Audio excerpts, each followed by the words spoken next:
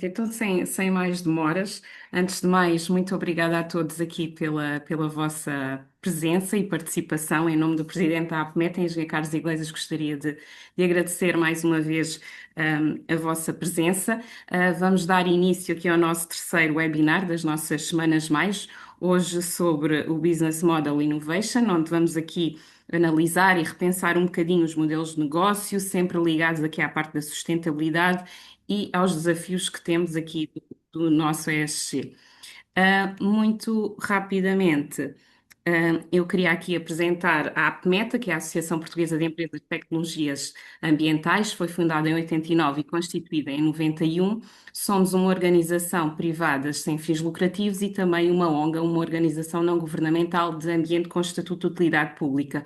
Referir que somos também uma entidade formadora certificada pela DGERT em 14 áreas de formação. Estamos a preparar aqui o nosso plano de formação de 2026, com algumas formações já por exemplo, hoje vamos iniciar uma de redes perdiais de águas e esgotos.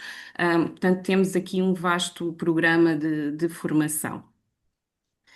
Um, Passando aqui rapidamente ao nosso projeto, o nosso Ambipor 4, este vem em linha aqui com todos, já é a quarta edição. A APMETA tem desenvolvido aqui um conjunto de atividades ao abrigo do sistema SIAC, Sistema de Incentivos a Ações Coletivas.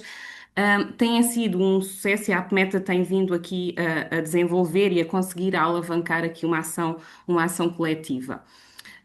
O nosso projeto iniciou em abril deste ano e vamos até abril de 2027, sendo as áreas de intervenção Norte, Centro e Alentejo. Referir que o projeto tem como objetivo a potenciação de redes de conhecimento e cooperação, diagnóstico de fatores críticos de competitividade, o desenvolvimento de competências transversais soft skills e também qualificação técnica em temáticas-chave. O nosso plano de atividade assenta aqui em três eixos principais de capacitação e formação, atualização tecnológica e expansão da plataforma de cooperação, que é a nossa Ambiente Portugal, e a criação de ferramentas de apoio à qualificação técnica.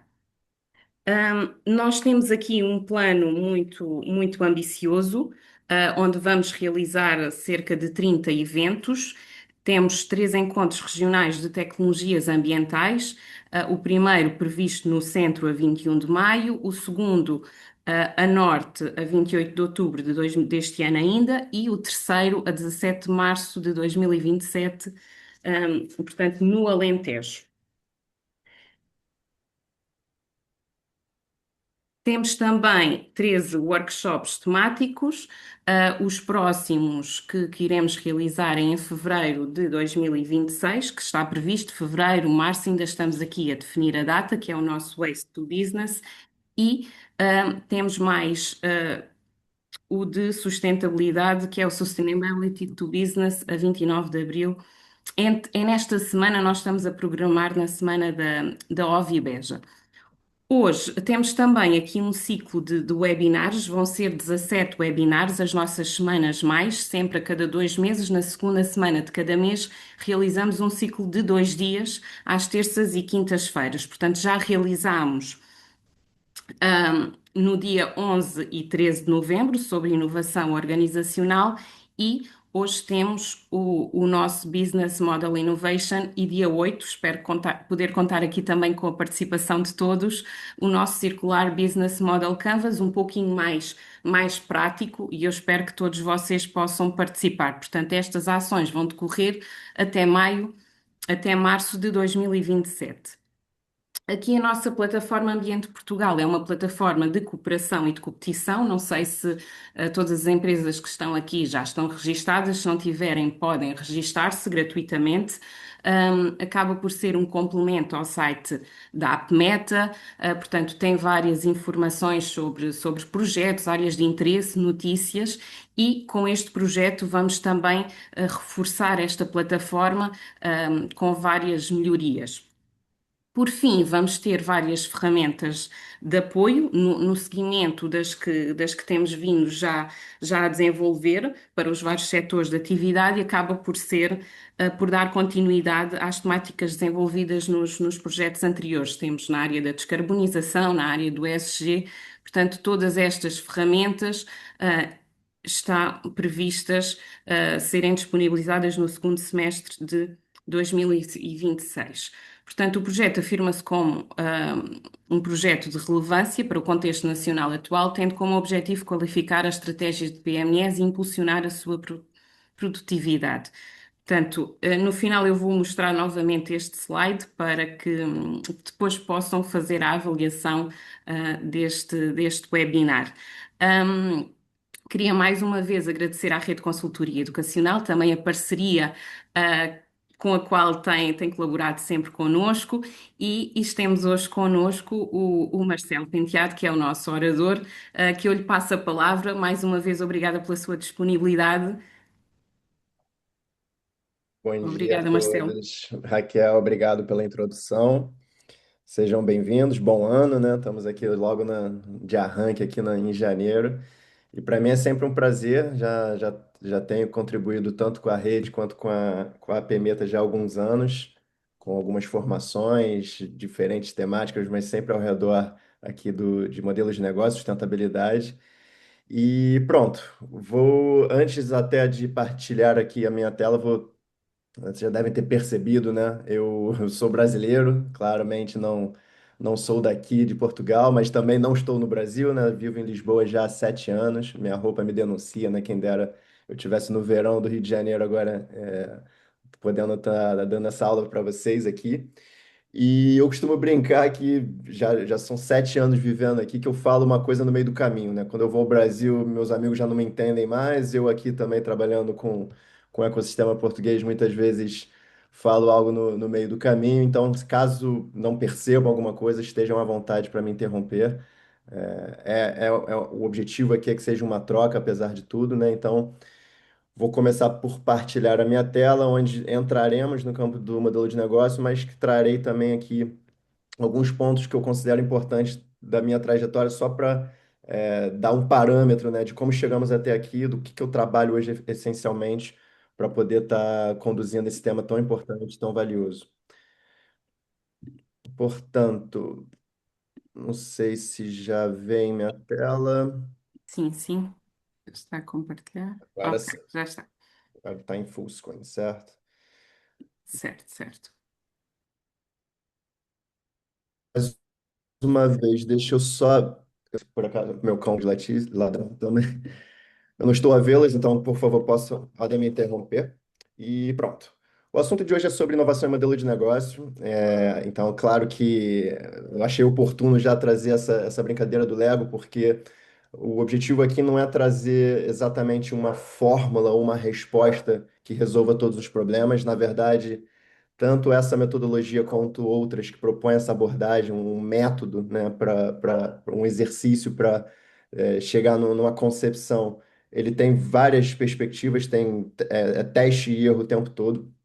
Mas antes mesmo de entrar nisso, deixa eu dar um breve enquadramento de como eu cheguei até aqui, e serei breve, prometo, mas para trazer alguns pontos importantes.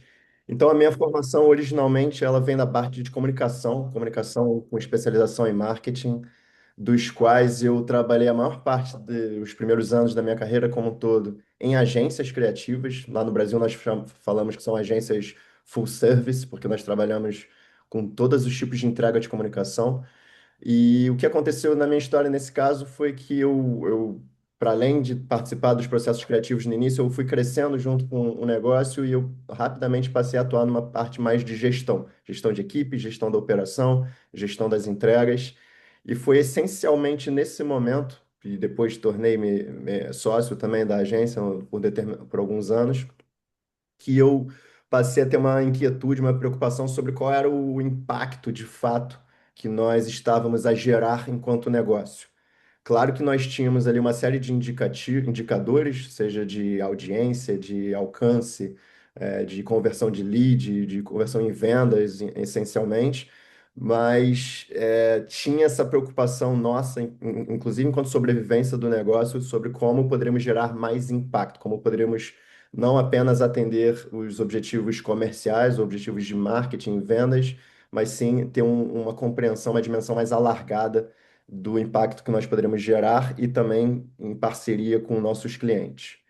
Foi nesse momento que culmina essa minha mudança para cá. Isso já tem 7, indo para o 8º ano agora em Portugal, no qual eu criei junto com um sócio aqui já o 401, que foi uma consultoria que ela buscava resolver problemas de negócios, e problemas de negócios desde desenhar um modelo de negócio, desenhar um produto, redesenhar um processo, desenhar uma jornada de compra de consumidor, desenhar uma marca, etc., através de metodologias de design thinking. Então, muito do que eu vou trazer aqui com o Business Model Canvas, por exemplo, ele é algo concreto de como nós abordávamos esses desafios. Então, nós identificávamos qual era o problema a ser resolvido, fazíamos uma pesquisa, um mapeamento de que ferramentas e que metodologias mais se adequavam para esse tipo de solução e buscávamos reunir todas as partes, ou a maior parte delas, possíveis. Então, trazíamos, se fosse necessário, a área comercial, a área de RH, a área de marketing, a área de inovação, o próprio cliente, o fornecedor, se fizesse sentido. Então, botávamos todos juntos numa mesma sessão para tentar chegar naquela solução. Em paralelo, começa essa minha jornada também de estudo para a parte da sustentabilidade. Então, fiz a pós-graduação em gestão de sustentabilidade, economia social solidária, alguns cursos em economia circular também, e tudo buscando essa resposta de como alargar essa compreensão dessas dimensões de impacto que uma organização pode ter. Mais recentemente, eu divido meu trabalho nesses dois chapéus, basicamente. Então, eu estou constantemente envolvido em formação e mentoria na área da sustentabilidade, com a rede, com a própria Apmeta. Sou formador da Lisbon Digital School também, em alguns cursos próprios e também em parceria com faculdades, com o próprio Esquité, por exemplo. E também sou diretor de operações da Planeteers, que é a posição que eu ocupo atualmente também e que me dá é, bastante abertura para falar nesse ecossistema de inovação, né? Porque, basicamente, o que que faz a Planeteers, também de forma muito rápida? É uma empresa portuguesa criada em 2016, que ela nasce como uma plataforma digital cujo objetivo, né, era um site basicamente, cujo objetivo era reunir e mapear soluções ligadas à sustentabilidade nos mais diversos setores e geografias do mundo. Então, basicamente, o objetivo era mapear o que existe hoje, né, naquela época, em 2016, 17, de soluções que são sustentáveis, são de alguma forma ambientalmente responsáveis ou levam em consideração o impacto social ou fornecedores justos e etc., que soluções existem no mercado, mas que não estão tão facilmente disponíveis. Então, a Planeteers nasceu dessa forma e no primeiro ano de operação, já em 2017, o primeiro modelo de negócio que ela testou para fazer isso funcionar era um modelo de marketplace. Então, era um e-commerce, um dos primeiros a serem criados em Portugal e até no mundo, que ele era única e exclusivamente dedicado a soluções ESG, de alguma forma. Então, mapeávamos soluções de mobilidade, de higiene, de beleza, de bens de consumo, novas tecnologias, novos estudos, pesquisas. O objetivo era ser um portal que facilitasse, tornasse conveniente a transação e compra e venda, né, de produtos sustentáveis. Esses dois modelos eles já não existem mais. Então, atualmente, o que nós fazemos na Planeteers, a grosso modo, resume-se a esses dois eixos de negócios. Um deles é o Planeteers World Gathering, que é um evento que nós fazemos desde 2020, já fizemos 4 edições em Portugal, que é um dos maiores eventos ESG da Europa e do mundo também, onde nós já reunimos aqui mais de 400 empresas, mais de 10 mil participantes, representantes de 120 países cujo objetivo é abordar a sustentabilidade pelo viés das soluções. Então, nós trazemos startups, pequenas e médias, investidores, setor público e abordamos o que pode ser feito de forma também multissetorial. Então, são palestras, workshops, grupos de trabalho, formação. Então, nós temos esse modelo do evento que atualmente, para além de Portugal, estamos também buscando replicar em outras partes do mundo. E por fim, o que nós percebemos no final de contas é que o grande ativo da nossa organização era esse acesso a essa base de dados que nós temos, que, de novo, né, de inovadores, de pequenas e médias, de investidores, de pessoas influentes, de lideranças científicas. Então, o que nós fazemos hoje é conectar esses pontos. Então, muitas vezes temos parceiros que têm determinados desafios nos Emirados Árabes e nós conectamos com soluções portuguesas e vice-versa. Ou atuamos já há 2, 3 anos no Rio de Janeiro, num evento que é o maior evento de inovação da América Latina, e levamos também especialistas e ecossistemas, fazemos essa ligação do local com o global. Então, feito esse pequeno disclaimer, esse é o contexto que eu atuo, que eu trago, e é a partir dessas conexões e dessas sinapses que eu tentarei trazer aqui, conduzir essa conversa sobre o que é um modelo de negócio, né? E quais são as formas que nós podemos, de alguma forma, inovar em nossos modelos de negócio.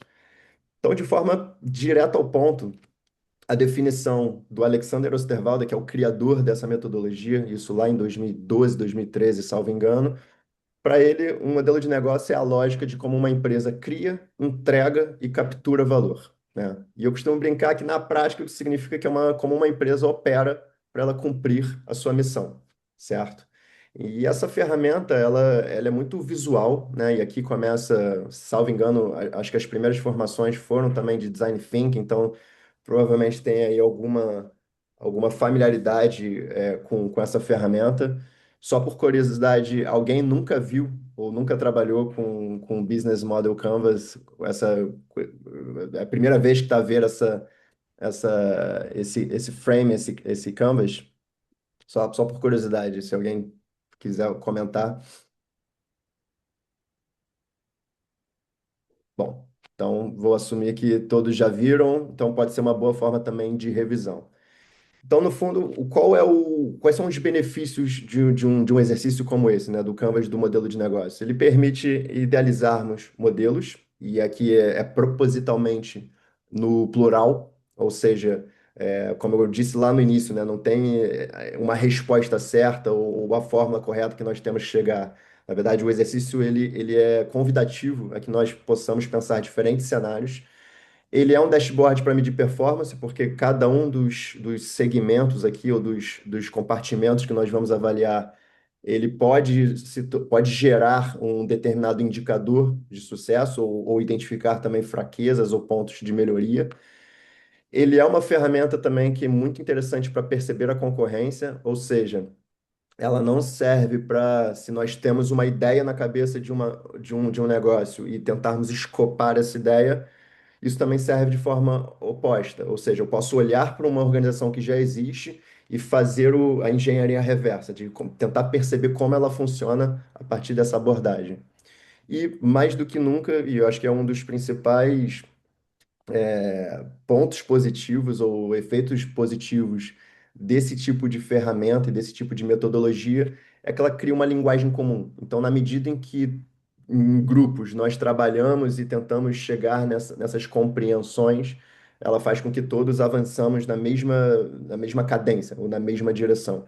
Então, criar uma linguagem comum muitas vezes é um dos principais desafios que nós percebemos dentro de organizações, seja ela qual for o tamanho, porque muitas vezes as áreas ocupadas nos seus dias a dias não trocam, não conversam e acabam tendo esse gap de compreensão do próprio modelo entre as áreas de uma organização, certo? Então, na prática, como funciona o Canvas? Ele é como eu disse, um exercício, é uma metodologia, e é interessante levar em consideração, inclusive, a sugestão que eu sempre faço, e não só eu, né, na verdade, é que esses exercícios eles tenham um tempo para ser feito. Ou seja, aqui são 9 etapas, são 9 blocos de perguntas ou de campos que nós precisamos preencher. Então, imagina que nós tenhamos 5 minutos por bloco. Não vai ser o caso agora, porque agora eu vou apenas explicar, mas quando tivermos aplicando isso no próximo workshop, na quinta-feira, por exemplo, que será um exercício parecido, o que nós teremos é tempo para fazer. E por que que isso é importante? Porque muitas vezes, quando nós fazemos esses exercícios de negócios como um todo, nós caímos na tentação de tentar encontrar a resposta ideal, a resposta perfeita. E, sobretudo, quando trabalhamos em grupo, muitas vezes podemos ficar travados em algumas dessas etapas. E aqui o importante, mais uma vez, vamos embora, vamos fazer. São 5 minutos para ter essas respostas. E ao final desses 5 minutos, seja lá o que tivermos, avançamos para a próxima. E depois, ao final, quando olhamos o todo e temos a oportunidade, inclusive, de rever algumas ligações entre esses blocos, podemos ainda aprimorar, mas o principal aqui é o feito é melhor que perfeito, ok, pessoal? Então, vamos lá. Como funciona o Canvas na prática, né? O primeiro passo dele é identificar, seja para um negócio já existente, ou seja para uma ideia ainda a ser concebida, qual é o cliente, qual o grupo de clientes que nós iremos atender. Então, aqui, e isso é interessante também, trazer aqui alguns do's and don'ts, né, do exercício. Não é o momento de termos uma grande e detalhada compreensão de perfil demográfico, de idade, de comportamento do consumidor. Isso não necessariamente é o que nós precisamos identificar aqui agora. Mas precisamos sim saber para quem nós estamos criando valor, quem são esses clientes ou os utilizadores da nossa solução. Estamos a falar de clientes que sejam pessoas, é uma empresa, é o setor público ou múltiplos segmentos, podemos atender, ter oferta para mais de um desses. Então, aqui a gente identifica numa breve descrição, de novo, não é para aprofundar ainda nesse perfil desses consumidores, mas temos identificados aqui um ou mais grupos para quem a nossa oferta é gerada, ok? Feito isso, vamos para o segundo passo de como uma organização opera, de como um modelo de negócio opera, que é a proposta de valor.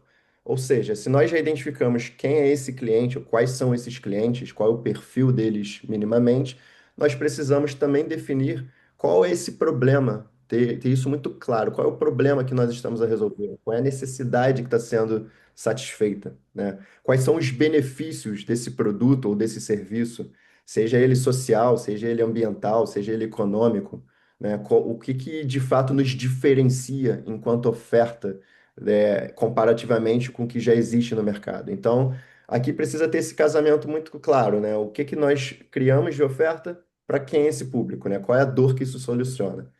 E, mais uma vez, esses dois campos, tanto de segmento de cliente como de proposta de valor, eles em si têm uma série de outras ferramentas e outras metodologias e formas de aprofundar também, né? Ou seja, aqui só para mencionar também, em termos de proposta de valor, tem uma série de exercícios relacionados a jobs to be done, por exemplo, identificar qual é a dor que você está a resolver. Mapa de empatia, muitas vezes também acaba sendo uma ferramenta que supre esses dois campos. Porém, mais uma vez, aqui é uma forma mais de síntese, de conceitualização de, ok, essa é a proposta de valor que nós temos, e pode ser mais de uma, para resolver esses problemas. Ok? Tendo isso identificado, nós vamos para a terceira etapa do Canvas, pronto, que são os canais. Canais, ele pode ser tanto canais de comunicação, ou seja, quais são as formas que nós nos conectamos à nossa proposta com os nossos clientes, quando podem ser canais também de distribuição, por exemplo, se é uma loja própria, se é revenda, se é um e-commerce, se temos lojas parceiras para fazer essa entrega. Então, aqui, no fundo, é identificar quais são esses pontos de contato, certo? Seja de comunicação, seja de distribuição, ou seja de qualquer outra natureza. No fundo, a resposta que nós precisamos, de alguma forma, mapear é quais são esses canais que vão manter como é que a gente vai manter esse ponto de contato com esses consumidores, ok? Como é que nós nos conectamos com eles, seja para venda, seja para relacionamento, que é o quarto ponto do Canvas.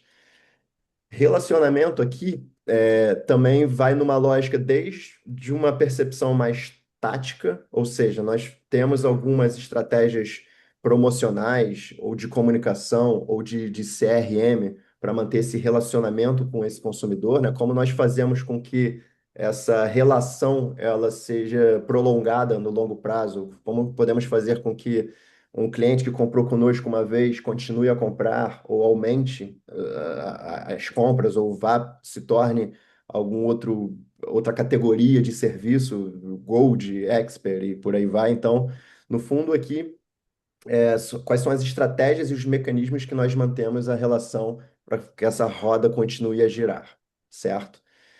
No caso, metade, né? Chegamos na metade do exercício e para como nós temos uma percepção de que para isso funcionar, para esses clientes receberem essas ofertas por esses canais e ter esses mecanismos de relacionamento, como acontece a transação? Quais são as nossas fontes de receita de fato para esse modelo que nós estamos a desenhar ou idealizar? Então, aqui nós buscamos mapear: é uma venda direta de um produto, ele paga e leva, ele consome na hora, ele pode comprar online, ou pode ter compra de pacotes, pode ser licenciamento, pode ser assinatura, subscrição. Então, existem uma série de modelos já testados, uns mais apropriados do que outros para determinados tipos de modelo. E aqui nós buscamos também identificar essas linhas de receitas possíveis, certo? Então, aqui. Alguém vai falar alguma coisa? Desculpa. Tá.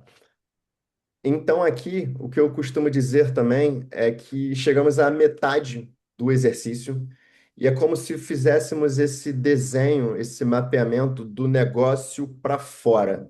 Tudo que acontece para fora, certo? Quem são nossos clientes, o que que a gente resolve da vida deles, quais são os nossos canais de entrega, como a gente mantém relacionamento, como a gente faz a transação dos nossos produtos ou serviços.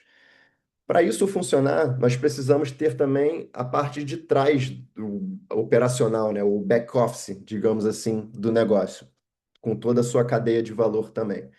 E como é que nós mapeamos isso? Então, o primeiro passo, né, que é o sexto aqui da ferramenta, é por identificar quais são os recursos-chave do nosso negócio. E recursos, é importante encarar recursos como tudo aquilo que nós precisamos ter, de alguma forma, para essa operação funcionar.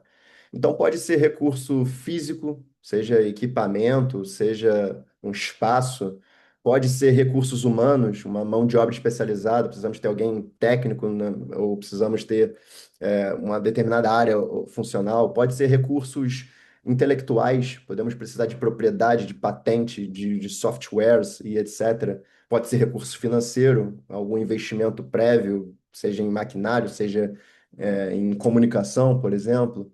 Podemos precisar de recursos de marca, a marca precisa ser muito forte para que esse negócio funcione. Então, aqui nós identificamos quais são esses recursos e já é convidativo também a tentar perceber o que que é um recurso crítico, o que que é um recurso menos importante, mas aqui nós identificamos e mapeamos quais são os necessários, né? Quais são as maiores dependências que nós temos, quais são os recursos próprios, o que que podem ser recursos que são externalizados para parceiros e etc. Depois, vamos para um sétimo passo, que são as atividades chaves. E qual é a diferença que às vezes, muitas vezes, caímos em algumas confusões aqui? Recurso, mais uma vez, é tudo que nós precisamos ter. Atividades, por outro lado, é tudo aquilo que nós precisamos fazer. Ou seja, a atividade ela tem a ver com a performance do modelo de negócio. Então, por exemplo, no caso, sei lá, de um restaurante, o que nós temos de recursos são muitas vezes são os ingredientes, as receitas, a performance é o preparo do prato, é a apresentação do prato. Então tem aqui uma diferenciação, ambas são importantes, mas são classificadas de forma diferente numa perspectiva de modelo de negócio. Então aqui são as atividades, elas buscam mapear exatamente o que que é indispensável para essa performance e também diferenciação do modelo e também nos dá uma visão mais alargada sobre o que que é indispensável, o que que não pode falhar, né? Que tipo de atividade, de performance são essenciais para que esse modelo funcione corretamente. Depois, temos um oitavo passo, que é sobre parcerias chaves. Então, quais são esses parceiros, ou seja, que não fazem parte da equipa ou que não fazem parte do negócio em si, mas que são fundamentais para a nossa entrega. Então, quais são esses parceiros externos, fornecedores, muitas vezes entidades públicas, que são importantes para que o negócio aconteça, mas estão presentes na nossa cadeia de valor, mas não fazem parte desse core. Então, aqui também há um exercício muito convidativo a fazer esse mapeamento desses fornecedores da cadeia de valor, também para perceber, já num critério de sustentabilidade ou de eficiência, quais são as alternativas que nós podemos ter, por exemplo, para encontrar novos modelos, seja em termos de parceiros para entrega de recursos, parceiros para entrega da experiência, parceiros para entrega de alguma outra atividade. Feito isso, chegamos na última etapa do Canvas, que é esse nono passo, onde nós olhamos para toda essa parte operacional do back-office também e buscamos listar e mapear quais são esses custos relacionados. E aqui vale a mesma premissa que eu disse anteriormente. Não é para já nós termos uma lista muito detalhada desses custos, ou seja, preciso pagar X euros por ano nesses softwares, preciso pagar a equipa, preciso pagar licenças e etc. Não é para saber o valor exatamente, mas sim identificá-los. Então, sim, software é uma questão, equipa e formação pode ser um custo identificado, investimentos em marketing pode ser um custo identificado, investimento em compra de materiais, equipamentos. Então, aqui nós buscamos apenas ter isso listado para ter essa visão geral, certo? Alguma dúvida até aqui, pessoal? Tá tudo claro? Alguma questão, algum apontamento que queiram fazer? Ok, vou assumir que não. Então, vai ser bom porque agora o que eu proponho é de forma minimamente iterativa, nós façamos um exemplo. Eu já tenho aqui uma sugestão do meu lado sobre como abordar um restaurante. Aqui um restaurante que todos nós, em algum momento, viajando por Portugal, já viu, certo? Algum restaurante de culinária tradicional, cujo foco dele seja em explorar ali um turismo gastronômico, ou seja, imaginem um restaurante tradicional, local, regional, que utilize receitas locais e ofereça essa experiência tanto para turistas nacionais e internacionais, quanto para também a população ou moradores daquela região que podem também consumir o restaurante por ele ser muito bom, muito tradicional e ter essa oferta única, né? Todos nós, em algum momento viajando pelo país, provavelmente já cruzou-se com algum restaurante como esse. Vamos desenhar um modelo de negócio de um restaurante como esse, por exemplo, só para termos certezas aqui que temos esse conceito minimamente bem compreendido. Então, quem quiser participar, por favor, fique à vontade. Então, vamos lá, passo a passo. Alguma sugestão de como nós podemos identificar esse ou esses segmentos de clientes que esse restaurante pode atender? Como definiriam isso? Como trariam essa compreensão para o Canvas?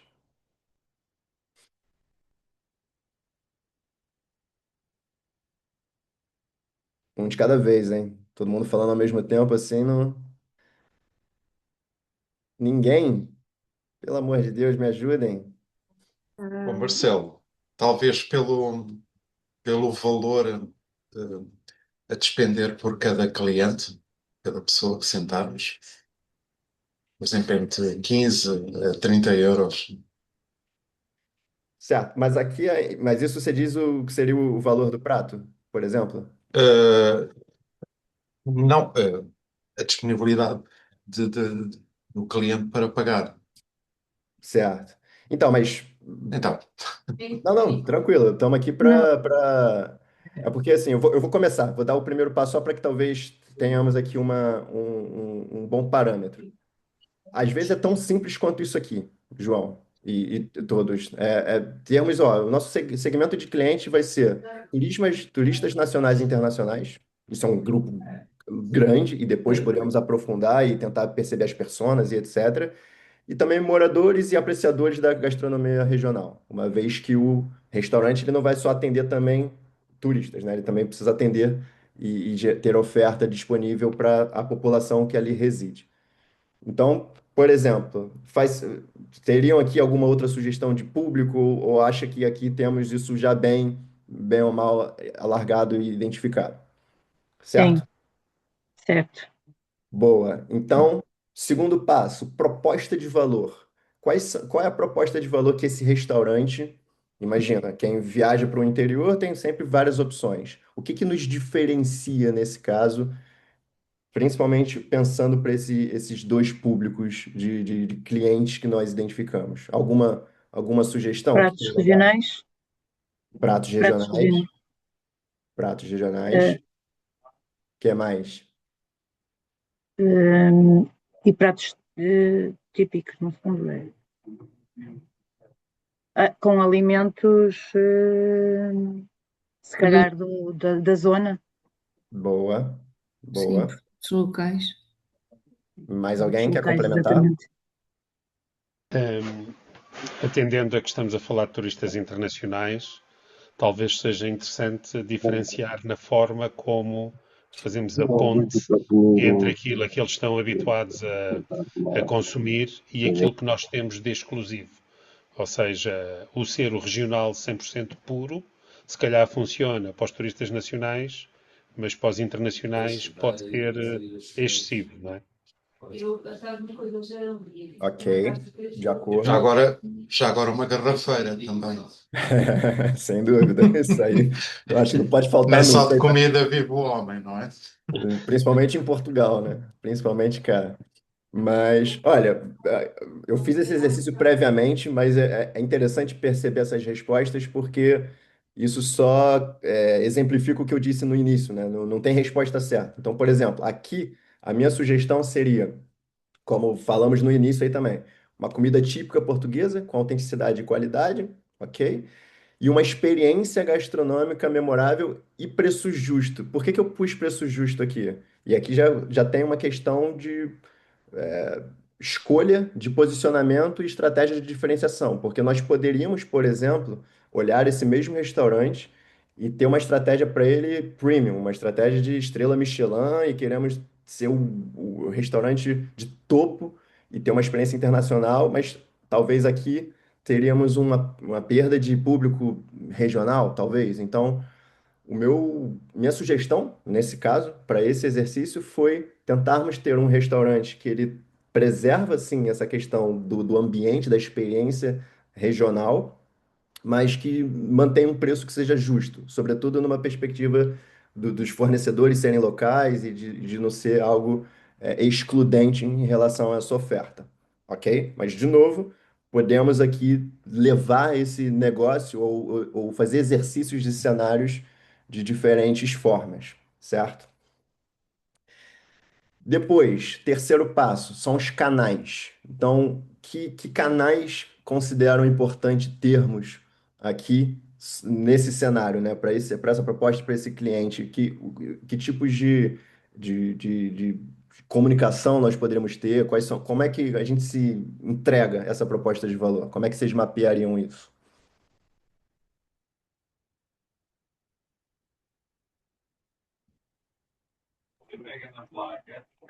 Com um menu bilingue ou mais, Ok, e se calhar até com algumas imagens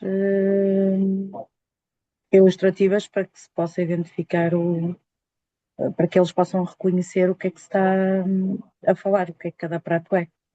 boa. Nem pensei nisso, Anabela, e faz sentido. Faz sentido, por A exemplo. utiliza- a utilização das plataformas específicas nas redes sobre restaurantes, sobre turismo, ter uma presença lá, que seja aliciante através das imagens, através da língua, como disse a Anabela, e pronto, para já, não é? E depois, talvez usar isso para criar uma ligação com os clientes que já vieram ao restaurante, não os deixar pura e simplesmente sozinhos. Portanto, acho que mais difícil do que vender uma vez é vender duas, três ou quatro, não é? Ou conseguir a recomendação para que outros voltem. Especificamente esse último ponto, Mário, ele se encaixa um pouco melhor no relacionamento, e vamos Sim, falar disso exato. também, mas sim, tá bem visto também. Também um site próprio, do próprio restaurante, que apresenta, no fundo, o estabelecimento e as suas iguarias. Me parece que que hoje em dia uma organização, um serviço, seja ele qual for, que não tenha um site, está completamente obsoleto. Portanto, acho que também seria uma boa forma. De acordo. Mais algum? Pronto. Então Eu aqui, bloqueio nas redes sociais, não é? Porque acaba sempre por ser uma forma de comunicação, um canal de comunicação ou uma ferramenta que as pessoas utilizam até para verificar restaurantes e o que é que produtos é que eles fornecem. de acordo. Então aqui nós fomos parecidos e até de forma complementar, ou seja, na minha visão, temos que ter redes sociais e site próprio, como foi muito bem colocado. Mapeei aqui também, talvez seja importante estar presente em eventos e festivais gastronômicos, de alguma forma também, seja com uma carrinha ou às vezes participando e marcando presença nesses eventos que também atraem muitos turistas nacionais e internacionais. A presença em plataformas que foi mencionada aqui também, a partir daí eu tinha identificado plataformas de reserva, como o The Fork e outras assim, mas pô, acho que também faz sentido essas outras plataformas turísticas como um todo, né? Então podemos ter ali alguma presença de conteúdo e parceria, não apenas com hotéis, operadores turísticos, mas com essas plataformas de uma maneira geral, certo? Então, e aqui, salve, acho que foi a Anabela que falou também, poderíamos talvez já pôr também a questão do cardápio e a própria ambientação do restaurante de alguma forma, ser parte dessa experiência desse canal, né? Afinal, as refeições acontecem lá, a maior parte delas, né? Então, poderia estar mapeado aqui também algo que deixei de fora. Certo. Quarto ponto. Marcelo, Diga, Marcelo, diga. posso fazer uma pergunta? Claro, João. Quando nós aplicamos o modelo de negócio, nós neste caso estamos a analisar um negócio que já existe na nossa cabeça.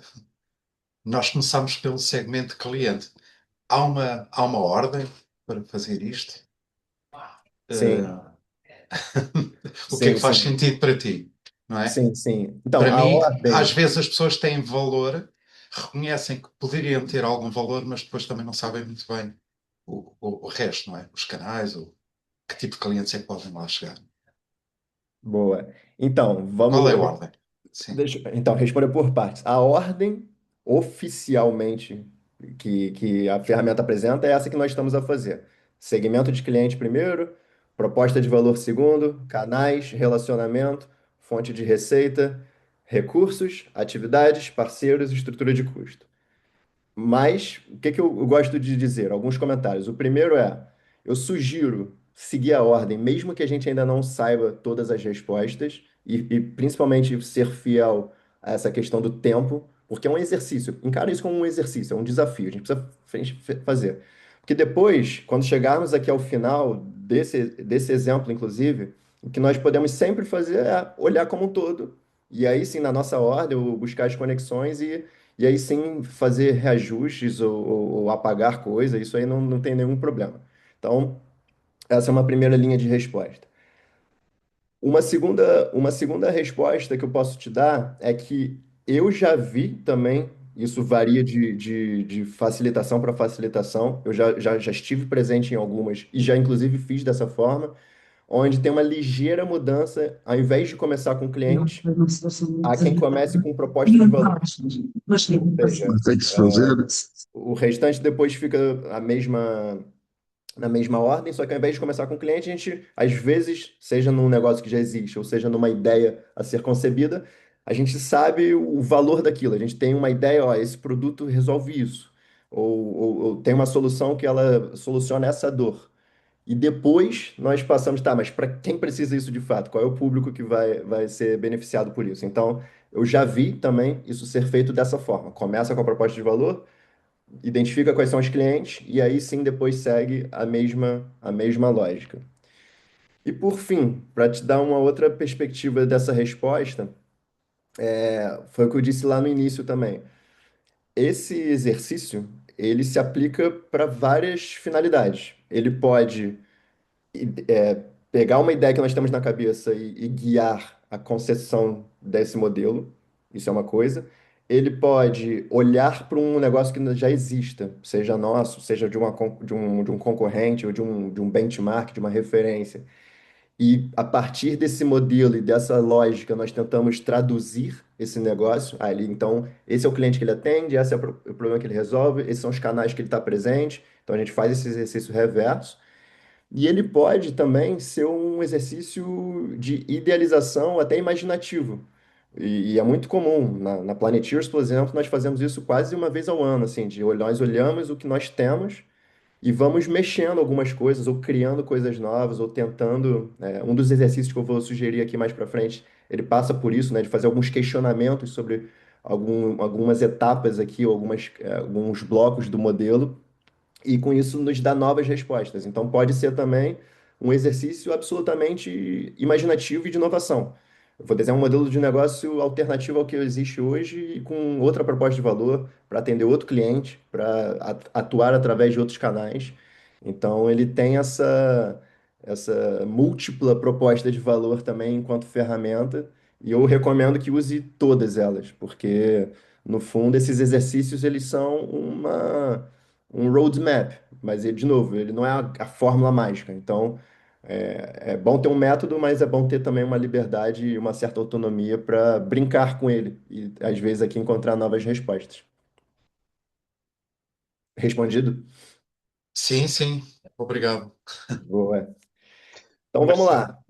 posso, Sim, posso só colocar uma questão? claro que sim. Eu penso que muitas vezes, quando se pensa em criar um negócio, a primeira coisa que nós temos na mente é a proposta de valor. Achamos que temos uma proposta de valor, não é? E quando olho para este modelo, vejo, se calhar, começar pela proposta de valor e usar o modelo como uma espécie de teste de hipótese.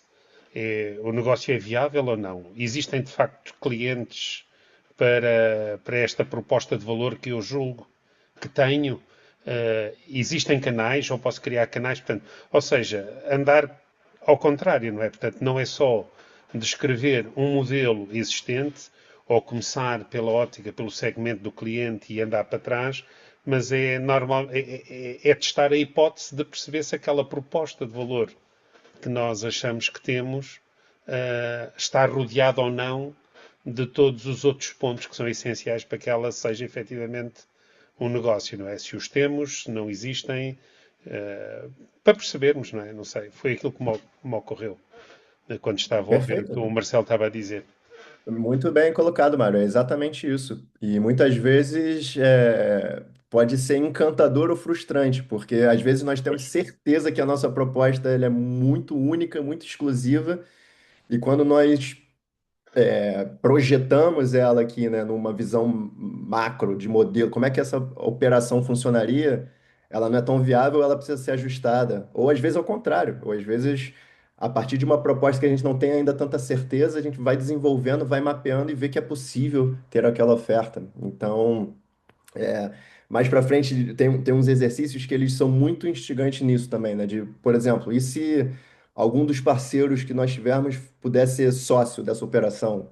O que que isso muda no modelo? Então, tem várias perguntas que depois que nós temos essa primeira compreensão, e mais uma vez, estamos a fazer aqui com 20 pessoas, imagina que seja dentro de uma organização com várias áreas, cada uma vai ter um input diferente de trazer, né? A área comercial pode falar de um jeito que talvez o RH fale de outro, talvez o marketing fale de outro. Então, esse que acho que é um dos principais pontos positivos de um exercício como esse, né? Justamente promover essa visão comum e debatê-la, pôr a hipótese em teste mesmo.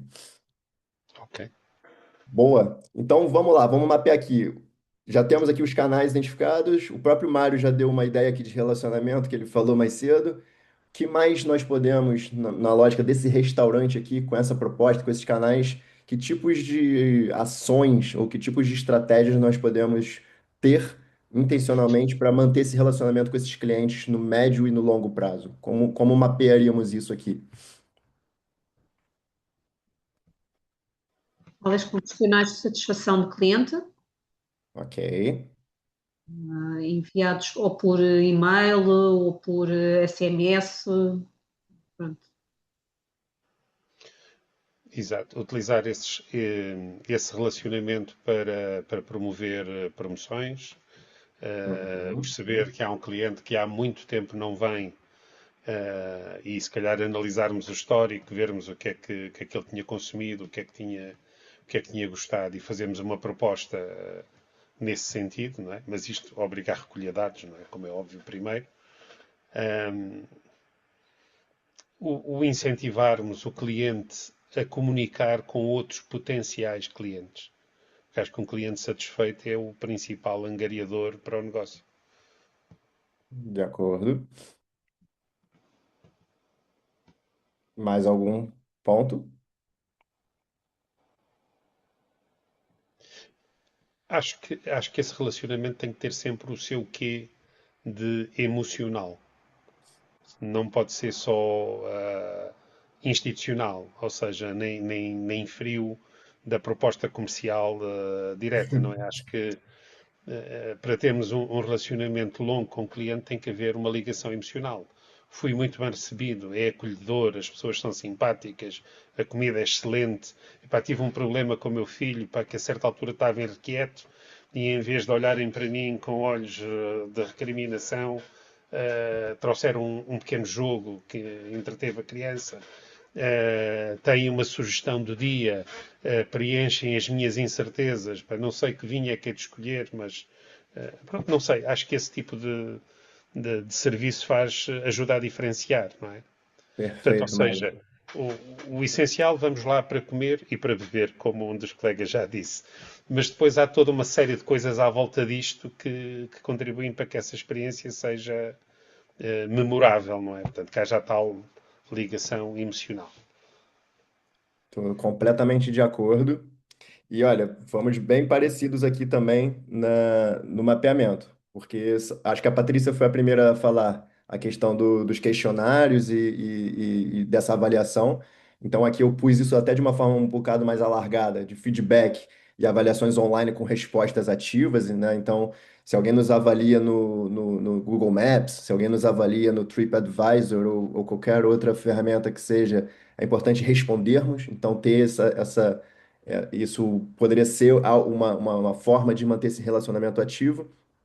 Pus também a questão aqui de promoções sazonais que podem estar ligadas a essas festividades locais. Ou, por exemplo, vamos supor que aqui já no nível mais tático depois, né? Mas poderia estar sob esse chapéu que toda semana ou quinzenalmente nós temos música ao vivo no restaurante com artistas locais e etc. Então, são formas de manter esse relacionamento ativo. Como o Mário disse também, a questão do atendimento acolhedor e personalizado, e isso é muito interessante porque tudo isso aqui está apenas identificado, mas depois cada uma desses itens eles podem ser aprofundados, né? Então, por exemplo, existe uma ferramenta também que ela é para desenho de processo, que ela é muito útil, principalmente para quem trabalha com serviço, assim, né? Ou seja, nós podemos mapear cada ponto de contato. O cliente entrou no restaurante, né? O que que acontece? Ah, ele é recebido dessa forma, ele é encaminhado para a mesa. Assim que ele senta, já chegam os cardápios, não pode demorar mais que tanto tempo. Quando chegam os cardápios, nós podemos já, sei lá, oferecer para tirar uma foto. Geralmente são turistas ou pessoas em grupo, pode tirar uma foto ali das pessoas. Nós podemos apresentar depois cada parte do menu com os queijos são dos produtores locais que produzem ali, o pão é fábrico próprio, o vinho vem da vinha de não sei o quê. Então, tem todo um processo de atendimento, por exemplo, que ele pode ser intencional e que contribua para esse relacionamento, né? Então, isso aqui também está mapeado. E algo que eu pus aqui, também como uma possibilidade, premiações, né? Muitas vezes restaurantes eles se beneficiam se eles estão não apenas no Michelin, mas tem outros guias ou outros prêmios e reconhecimentos que eles, de alguma forma, também são um imã ou podem atrair também esses clientes, né? Ou mantê-los satisfeitos no médio e longo prazo. Então, aqui são alguns exemplos, e mais uma vez, se debruçássemos mais aqui, poderíamos encontrar outras ou ter opiniões distintas ou complementares, mas aqui são alguns exemplos do que são esses relacionamentos ou formas de relacionamento. Pessoal, só uma questão, eu tô a ver aqui que algumas pessoas estão a utilizar o chat, mas eu não estou conseguindo ler. Então, porque eu tô com full screen aqui, então se alguém quiser fazer esse comentário, eu não tô ignorando de propósito não, tá, pessoal? Só não tô conseguindo ao mesmo tempo coordenar isso, tá bem? Boa. Então, vamos aqui chegar nessa metade final dessa primeira etapa do que seriam as fontes de receita para esse modelo. Como é que nós mapearíamos isso? Sugestões também, pessoal. Aqui, só para dar uma dica, eu mapeei quatro possíveis. Vamos ver se nós conseguimos identificá-las ou até se conseguimos chegar em mais. Como é que vem aqui? Quais são as fontes de receitas possíveis? Venda direta, isto é um serviço. Exato. Essa é a mais óbvia, a primeira. Já garantiu o seu, né, Patrícia? Já tá, ó, tá respondido. Venda direta das refeições, com certeza. O que mais? Vamos exercitar. O que mais? Valorização de resíduos, talvez. O quê? Desculpa, Anabela. Valorização? Valorização de resíduos. Ok, boa. Não tinha pensado nisso. Excelente. Não tinha... Investidores, de financiamento, estímulo a financiamento do estabelecimento. Pode ser também. Não tinha pensado nesse também. Então já tem dois novos aqui. Temos aqui uma resposta no chat que é descontos nos parques de estacionamento, Ok, por exemplo. ok. Também não tinha pensado nisso. Ótimo. Sim, como fonte de receita, como fonte de receita, estou a imaginar uma receita cruzada, essa dos parques de funcionamento. No fundo, estamos a viabilizar um negócio complementar. Também pode ser feito com alojamento local, por exemplo, ou com um parque temático, ou com uma atração turística da zona, ou até com outros restaurantes, não é? Uma vez que estamos a falar aqui de gastronomia regional, podemos eventualmente fazer uma promoção com uma loja de vinhos ou com um outro restaurante que tenha comida complementar e não substituta, digamos assim, né? Uh, há uma fonte indireta também, que é, ao especializarmos o restaurante, também podemos eventualmente conseguir pensar melhor nos parceiros e nos fornecedores e conseguir descontos na compra, ou seja, acaba por ser não uma receita de dinheiro que entra, mas passa a ser uma redução de custo de dinheiro que sai, sem comprometer a qualidade. Bom, olhar, e estou muito feliz, porque na verdade fomos bem em direções diferentes, mas que fazem sentido. Olha o que que eu mapeei: as vendas diretas das refeições, que acontecem ali no salão, possibilidade de eventos ou reservas maiores, que isso é uma outra fonte, né? É um outro atendimento, digamos assim, comercial. Vendas online e delivery, e aqui também assumindo que podemos ter localmente ou regionalmente essa parceria com Uber Eats ou Bolt ou até uma entrega própria, se isso fizer sentido operacionalmente também, né? Mas tá aqui mapeado, mapear não custa, né? Costumo brincar assim também. E dependendo do espaço físico que nós tenhamos, né? Falamos em garrafeira, podemos vender queijos também, ou alguns produtos artesanais, poderíamos ter também uma loja ou uma espécie de revenda desses produtos locais que fazem parte ali da nossa operação e que também são parceiros. Mas como foi muito bem colocado, podemos ter a questão do estacionamento, podemos ter a venda dos resíduos, isso é fantástico, porque o exercício que eu vou propor na quinta-feira ele é sobre circularidade, então eu já levaria em consideração essa dimensão. Então, aqui, exemplos, pessoal, e mais uma vez, que às vezes é importante só mapear. Depois a gente vê o que que funciona, o que que não funciona, o que que é possível, o que que não é, o que que é implementável já em um primeiro momento, mas as possibilidades estão aqui na mesa, digamos assim, certo? Boa, então fizemos essa primeira parte da frente, já temos aqui uma visão comum, acredito eu, desse nosso restaurante, depois vamos dar um nome para ele. É, E agora o que que nós precisamos perceber?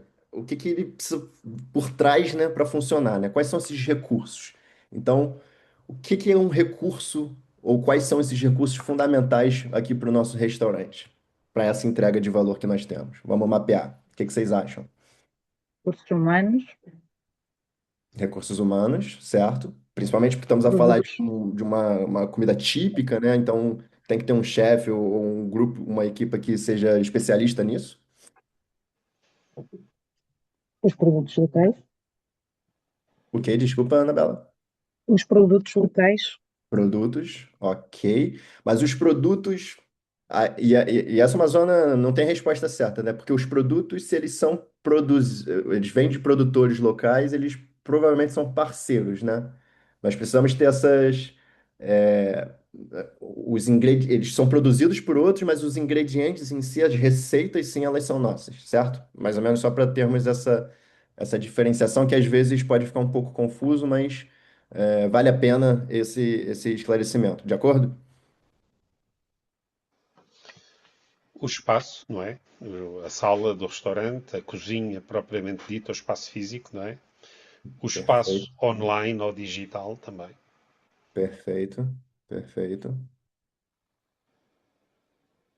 E o que que vocês acham? Vou aqui avançar, porque já falamos três dos quatro. Falamos de chefe e equipa de cozinha, falamos do espaço, falamos das receitas.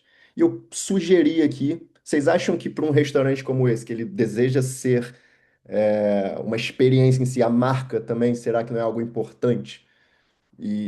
Sobretudo, porque imagina, se estamos a trabalhar com clientes nacionais e internacionais e Portugal recebe pessoas do mundo todo, será que tem que ser uma marca fácil de falar? Então, aqui eu trouxe esse questionamento também, porque muitas vezes não vale para todos os negócios, mas para alguns desses, principalmente serviço, muitas vezes a gente deixa de lado a questão da gestão da marca como um todo, mas ela é um recurso que pode ser importante sobretudo nesse trabalho onde apostamos muito na comunicação e na experiência para garantir esse relacionamento com o cliente. Mais algum que sentem falta? Ou tá bem mapeado por enquanto? Seria, por exemplo, o prazo de entrega dos produtos ou produtos entregues no prazo de curso. Você diz o tempo ali de cozimento, de entrega, o atendimento no restaurante, André? A entrega no atendimento e dos insumos também. Certo. Eu, dessa forma que você está a colocar, eu colocaria isso em atividades, porque isso talvez tenha mais a ver com essa gestão, com essa performance dessa operação, e sim é algo que nós precisamos fazer bem, né? Afinal, ninguém também gosta de sentar no restaurante e ser mal atendido, ou demorar a receber, ou então quando você pede de casa vem um prato frio ou qualquer coisa assim, então. Eu colocaria isso não como um recurso, mas essa preocupação, essa gestão dessa operação na parte de atividade. Marcelo, bom dia. Bom dia. Uma dúvida: os ingredientes, para além das receitas, eu acho que venham um bocadinho ao encontro do que já tinha, talvez a Anabela falado, os ingredientes locais, os tais elementos distintivos, não são recursos-chave? Não sei, eu sei que não somos nós que os produzimos, mas quer dizer, eu posso ter uma receita espetacular e a seguir compro carne que não é da Sim, zona ou não tem qualidade e a minha receita pode ser espetacular, mas não vai sair bem. Eu acho que são produtos de recursos-chave. sim, eu estou de acordo. Eu acho que é porque assim, é uma questão só de, às vezes, nomenclatura. Os ingredientes em si que nós vamos utilizar enquanto insumo, eles são um recurso-chave, sem dúvida alguma. A questão é se eles são, eles podem ser, inclusive às vezes, produzidos no próprio restaurante. Se tem um manjericão, um alecrim, por exemplo, isso tudo entraria aqui como um recurso-chave enquanto ingrediente.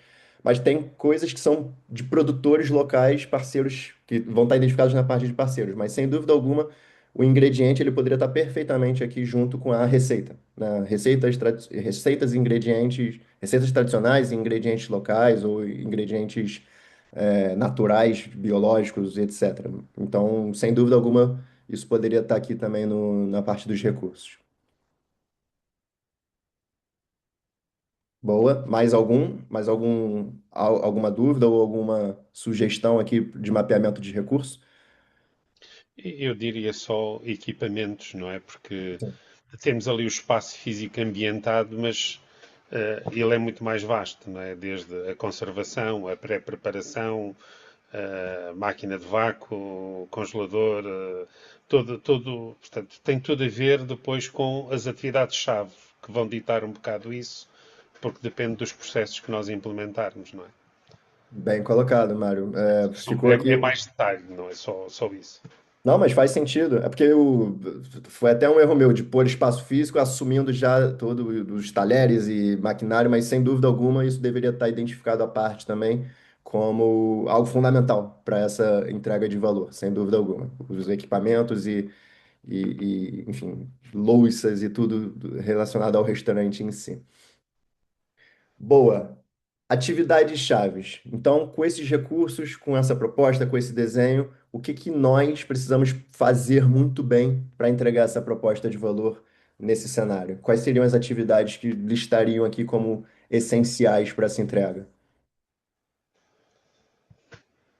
A confecção aprimorada destes ingredientes, destes produtos, que, mais uma vez, como foi já referido, se os ingredientes forem bons, mas nós não os soubermos confeccionar de forma adequada, vai-se perder metade do sabor, das características destes produtos. Portanto, a confecção eu acho que é aqui um fator importante. E, Perfeito. e a conservação desses produtos quando eles chegam ao estabelecimento também acho que é uma pré-etapa também fundamental. Ok. Não tinha mapeado essa da conservação, bem posto, bem colocado. Eu, eu referiria a atividade de compra, porque é uma atividade extremamente importante. Comprar com a qualidade necessária e ao preço correto e toda a logística envolvida nisso, que passa pela conservação, como a Patrícia estava a referir, mas também passa por todo o processo depois de transformação, que tem a ver então com o cozinhar, não é? Com o confeccionar da forma correta, e depois todas as etapas subsequentes, não é? Como é apresentado ao cliente, como é levado ao cliente. Portanto, há aqui uma série de processos e de atividades-chave relacionadas com isso. Eu apresentava e falo já de outra que eu acho que é muito importante, que é a formação. Uhum. É uma atividade-chave, não é? Portanto, do ponto de vista do atendimento, nós estamos a prestar um serviço e a qualidade do serviço revela-se no momento. É diferente de uma atividade industrial em que nós podemos separar os bons dos maus antes deles chegarem ao cliente. Ali o serviço revela-se e a qualidade revela-se no momento em que prestamos. Portanto, temos que trabalhar preventivamente na formação de todos os envolvidos, não é? Como é óbvio. Boa, boa. Algo mais? Na Uma caixa de dica. comentários está um comentário que também é adicional, que tem a ver com uma animação. Ou seja, se queremos proporcionar a tal ambientação, também se calhar temos uma atividade-chave que tem a ver com a animação do espaço, que pode ser a nosso cargo ou de outros, não é? Ok, boa. E uma dica que eu dou, que geralmente pode ser um bom efeito de desbloqueio, é que aqui na parte de atividades, na verdade, esse lado todo do Canvas, de uma maneira geral, mas principalmente na atividade, nos recursos, um exercício que nós podemos fazer é ir beber do outro lado do Canvas. O que que nós propusemos de relacionamento e de canais? Como é que a gente entrega isso? Então, isso acaba, de alguma forma, espelhar também e ajudar nesse preenchimento. Então, por exemplo, eu vou pôr aqui os que eu coloquei, em complemento até ao que foi dito. Então, por exemplo, o primeiro é o mais óbvio, que é a preparação de pratos, mas eu gostei tanto que a Patrícia quanto o Mário trouxeram, que vai além da preparação em si, né? É a questão da compra, a questão da logística de conservação. Então, isso poderia até, se calhar, estar em um outro post-it, digamos assim, mas acho que é importante também. Eu botei aqui, talvez contemple um pouco isso, a questão do atendimento, que foi falado da formação, mas que também poderia estar separado. Essa questão da formação, ela é importante, mas eu botei de uma maneira geral a gestão das reservas e dessa hospitalidade, né, desse atendimento, dessa experiência, uma vez que nós identificamos que uma das principais propostas de valor nossa é esse atendimento, esse ambiente, então nós precisamos que isso seja muito bem executado, certo? Pus aqui, como eu havia identificado, né, lá atrás, a presença em eventos ou uma participação né, junto ao município e outras festividades. E de alguma forma também ter essa promoção ativa em canais turísticos, né? A comunicação é uma ferramenta muito importante, não só para atrair novos clientes, como para manter satisfeitos esses que nós já atendemos. Então, em termos de atividade, é muito bem a comida, ambiente e esse relacionamento, digamos assim, né? Com a adição desses pontos que foram trazidos.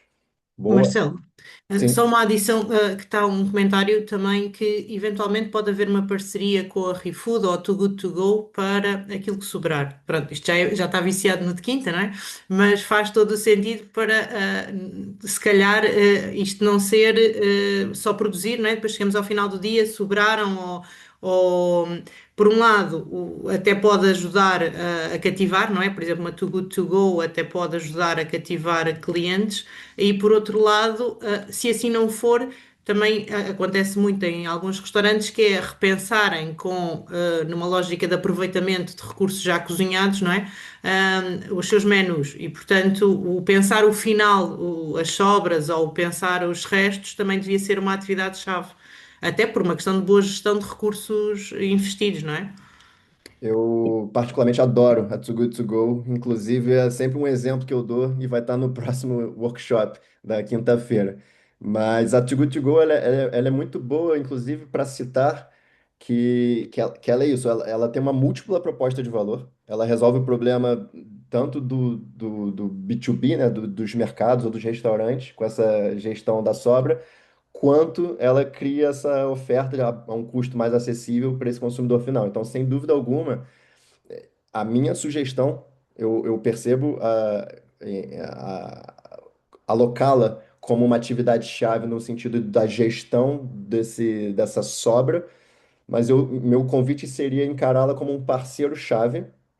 A Tigo é um parceiro-chave desse negócio que, para além de ser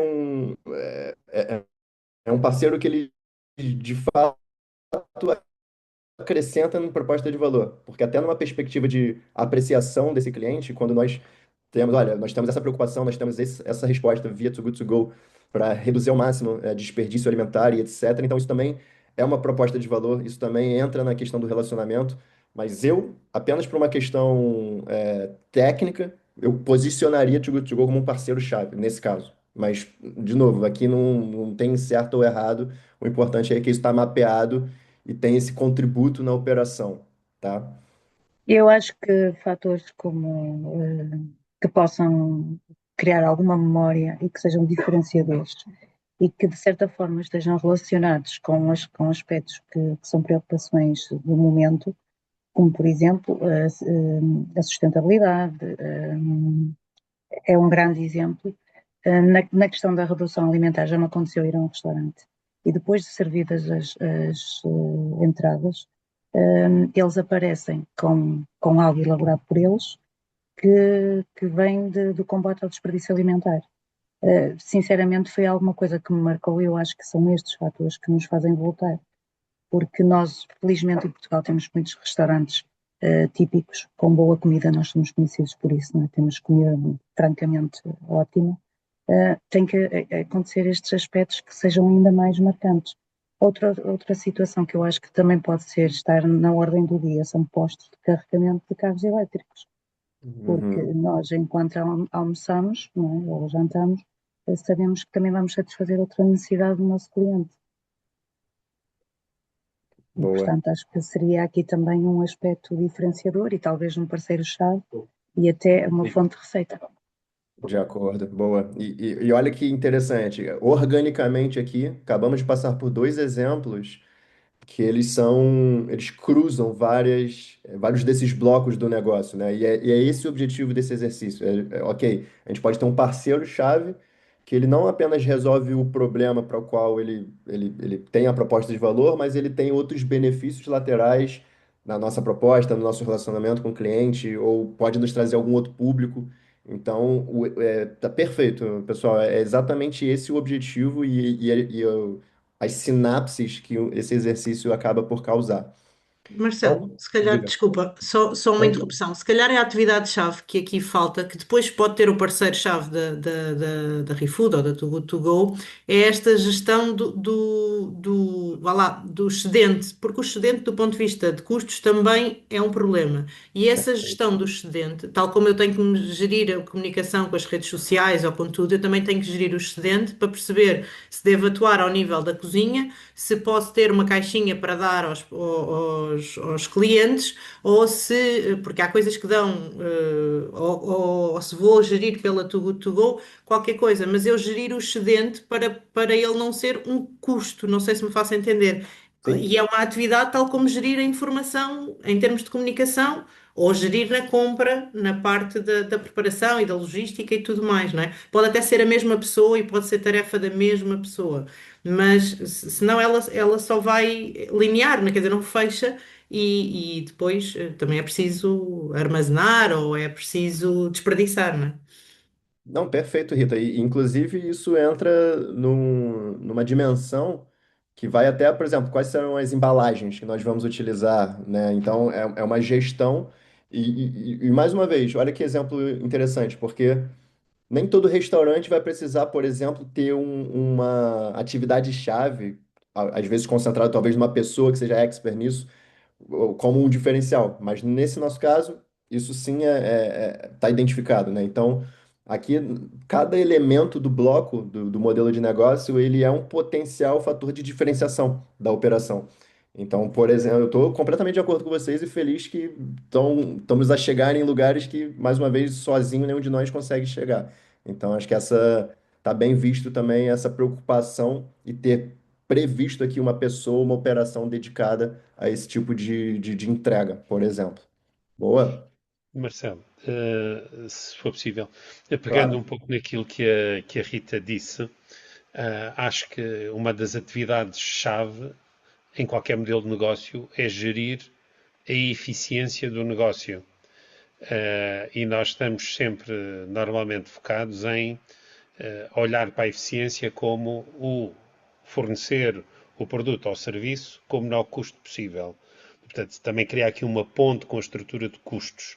E essa atividade de reaproveitamento, de repensar as embalagens, de gerar menos resíduos, é algo que também deve estar aqui incluído nesta eficiência do negócio, mas também deve ser custeado na estrutura de custos, porque qualquer coisa que nós deitamos fora representa um custo.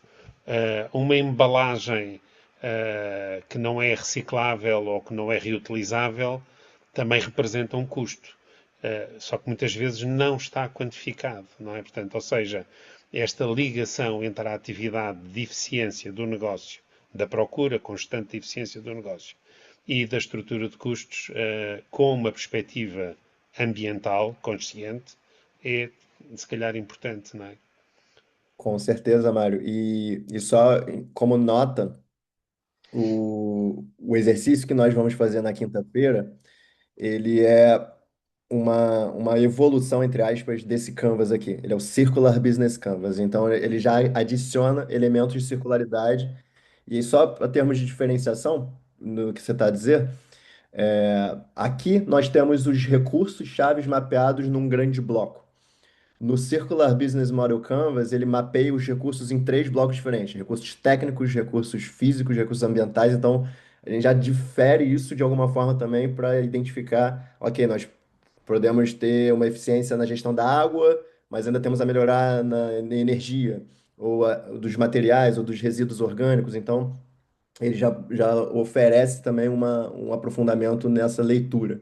Mas, sem dúvida alguma, mais uma vez, temos aqui espaço para fazer essas identificações como estão sendo feitas. Muito, muito bom, pessoal.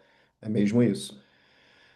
Boa. Então, aqui já até falamos de alguns, mas só de forma breve, assim, parceiros, né? Que parceiros, já falamos aqui do Too Good To Go, né? Acho que a ReFoods também faz isso, né? Alguns parceiros que possam nos ajudar nessa questão da gestão dos resíduos. Que mais? Falamos dos produtores locais, né? Que vão nos abastecer com esses insumos. Tem mais alguns outros parceiros que considerem vitais aqui para esse nosso modelo funcionar? os fornecedores de uma maneira geral, Uhum. eventualmente alguma escola de hotelaria local que possa com quem se possa ter uma relação próxima para se conseguir trabalhar bem a questão da hospitalidade e não só, não é? Uhum. O que mais? Os promotores turísticos locais, não é? Boa. Às vezes as juntas de freguesia, os municípios, as associações comerciais ou na área da restauração. Excelente. Excelente. Já fomos em todos e mais alguns.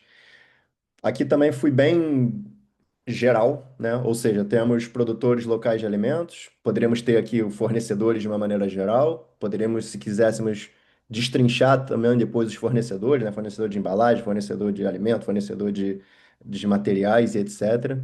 Agências de turismo, hotéis, guias locais são parceiros que, né, podem canalizar aqui alguns tipos de clientes e parcerias. Entidades culturais, autarquias e, né, eventos que aconteçam no município, como nós havíamos mapeado lá atrás no início do Canvas. Outras plataformas online, né, o próprio Uber, o Bolt, no caso de entregas, o The Fork para reservas, TripAdvisor e etc, etc, etc. Sentem falta de algum outro parceiro? Aqui tá bem geral também, mas podemos preencher isso aqui como quisermos também. O que que acham? Falta mais alguma coisa?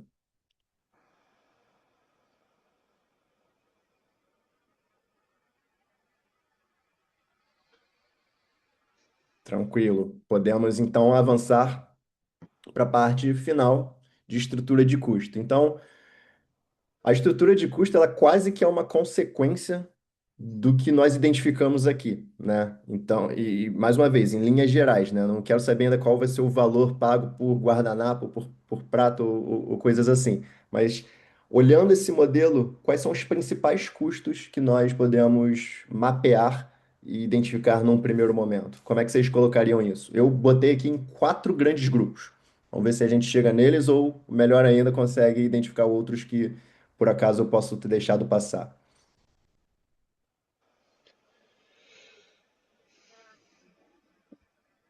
Eu acho que numa lógica de abordagem analítica é importante ver os custos dos materiais, não é? Portanto, dos produtos, etc.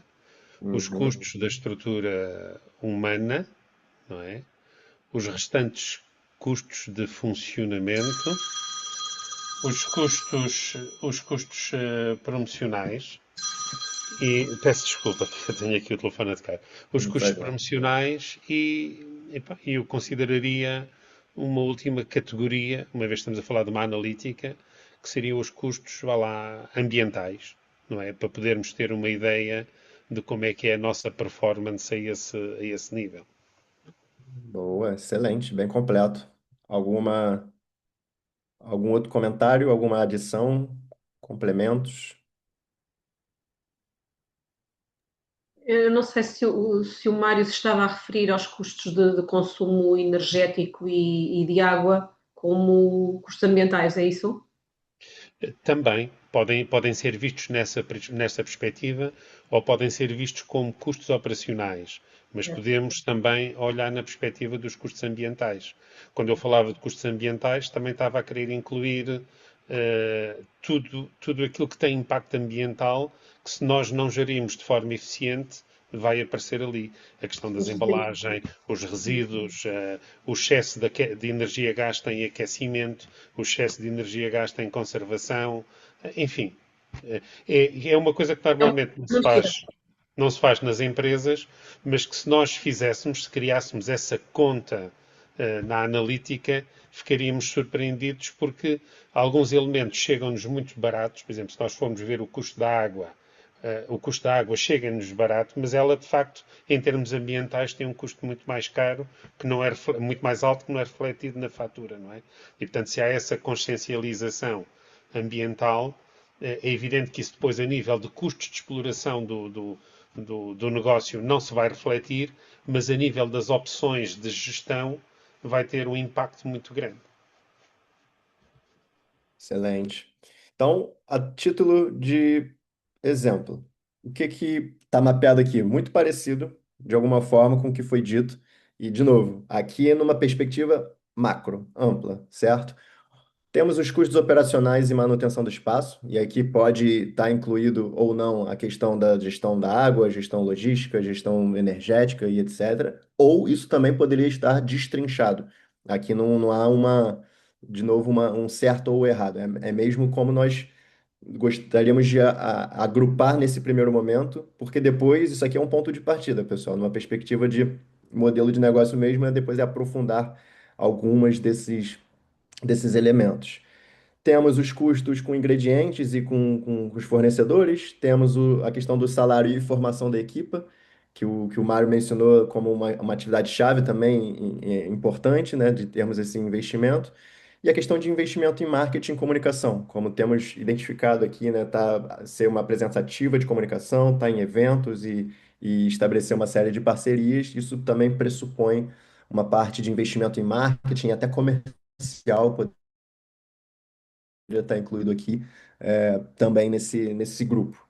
E mais uma vez, pessoal, provavelmente se ficarmos aqui mais 5, 10 minutos, podemos inclusive identificar outros grupos ou aprofundar em alguns desses custos, mas o que eu gostava de chamar a atenção é que, imagina, eu acho que nós fizemos aqui em 30, 35 minutos esse exercício, né? E foi numa dinâmica aqui semi-participativa e tudo mais, mas deu para ter um gostinho de como mais ou menos funciona. E o que eu sugiro geralmente é deixar também 5, 10 minutos para o final e rever.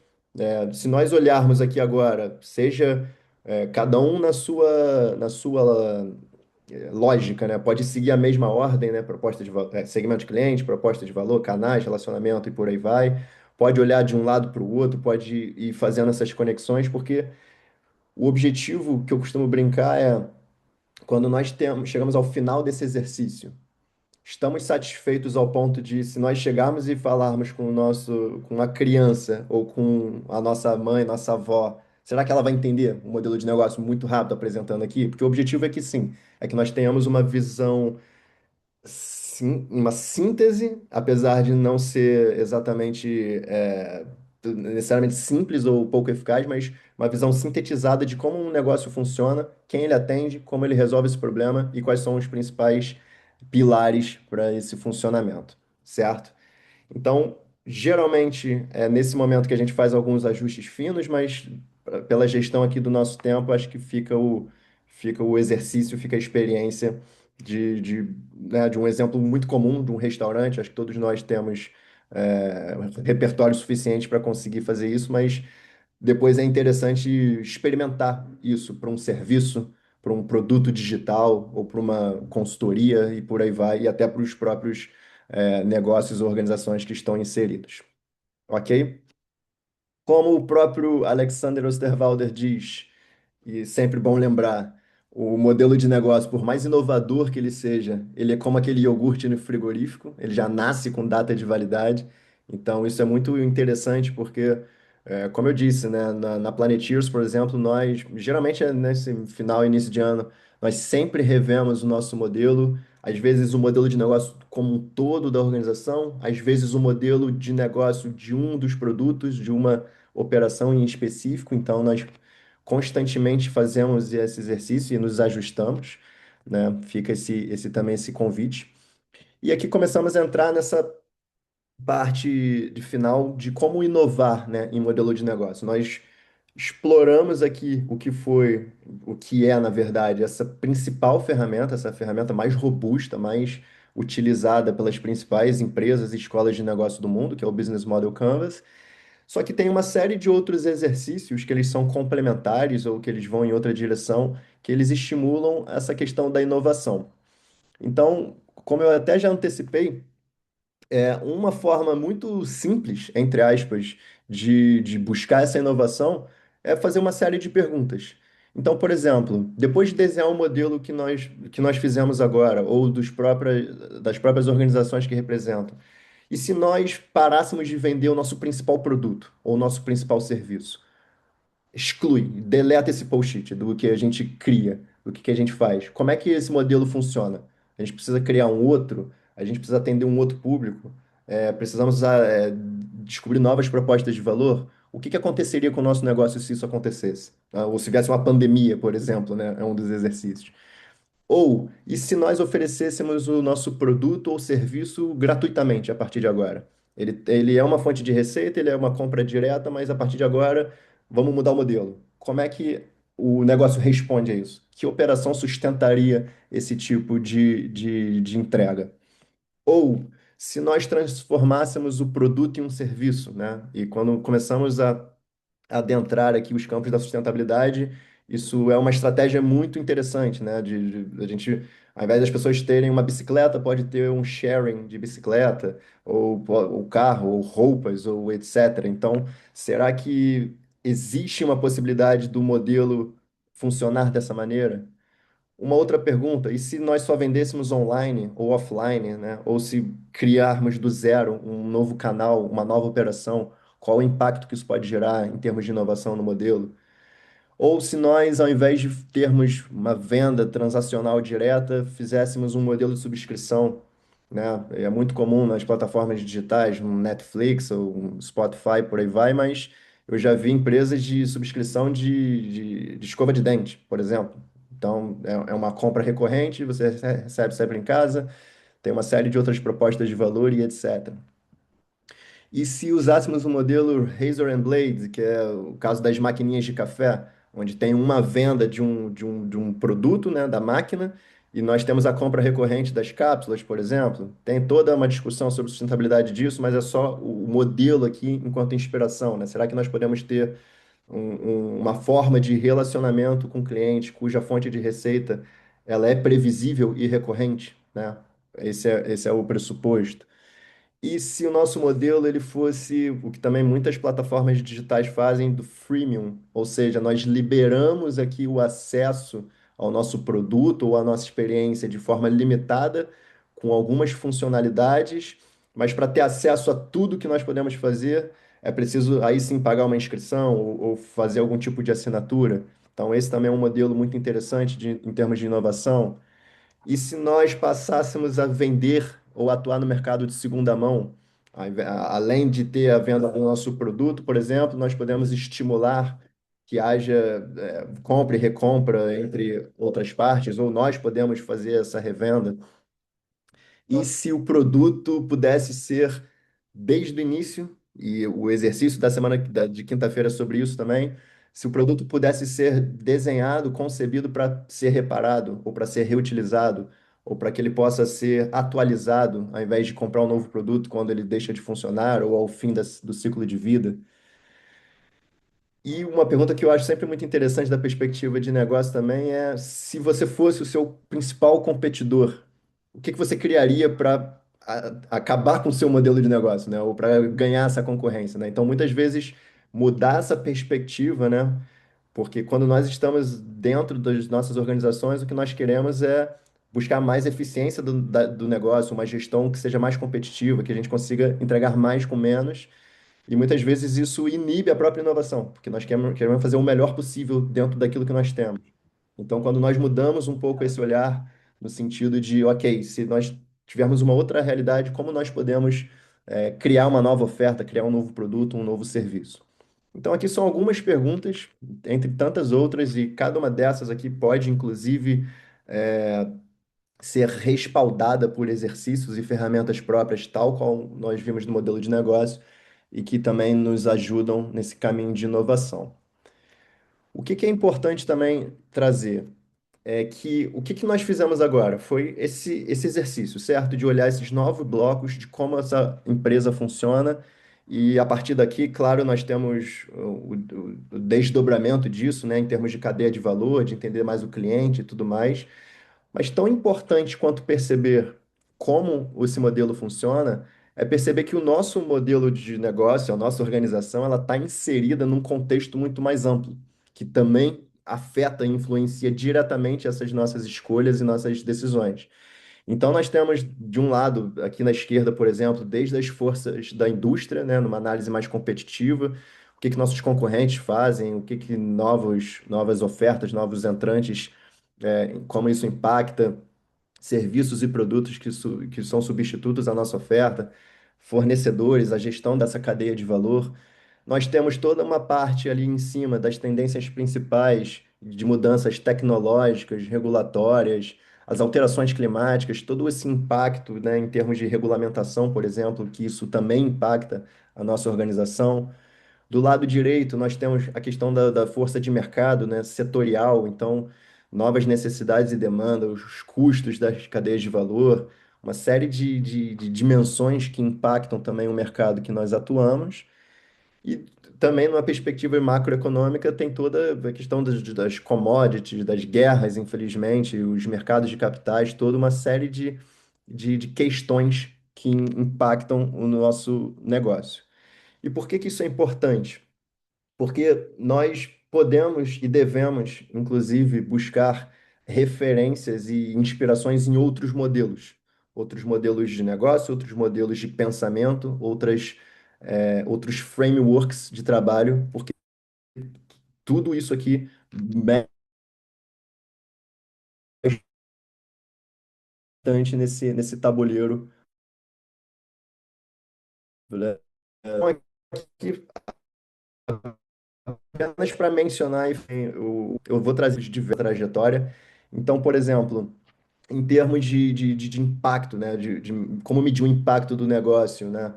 Nós temos aqui o que seriam os principais modelos de reporting globais, cada um deles tem sua complexidade, sua proposta de valor, né? Por exemplo, o CDP, que é esse primeiro aí da esquerda, ele é muito apropriado para grandes empresas e organizações que trabalham com a cadeia de carbono, então, para perceber qual é o impacto, quais são as diretrizes, os melhores frameworks, temos, por exemplo, esse.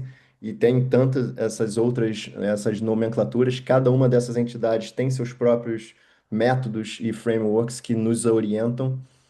Tais quais esses, temos também uma série de outras entidades e outros frameworks também que ajudam a medir o impacto, já com uma lente, inclusive, do impacto no planeta, né, no impacto ambiental, no impacto social.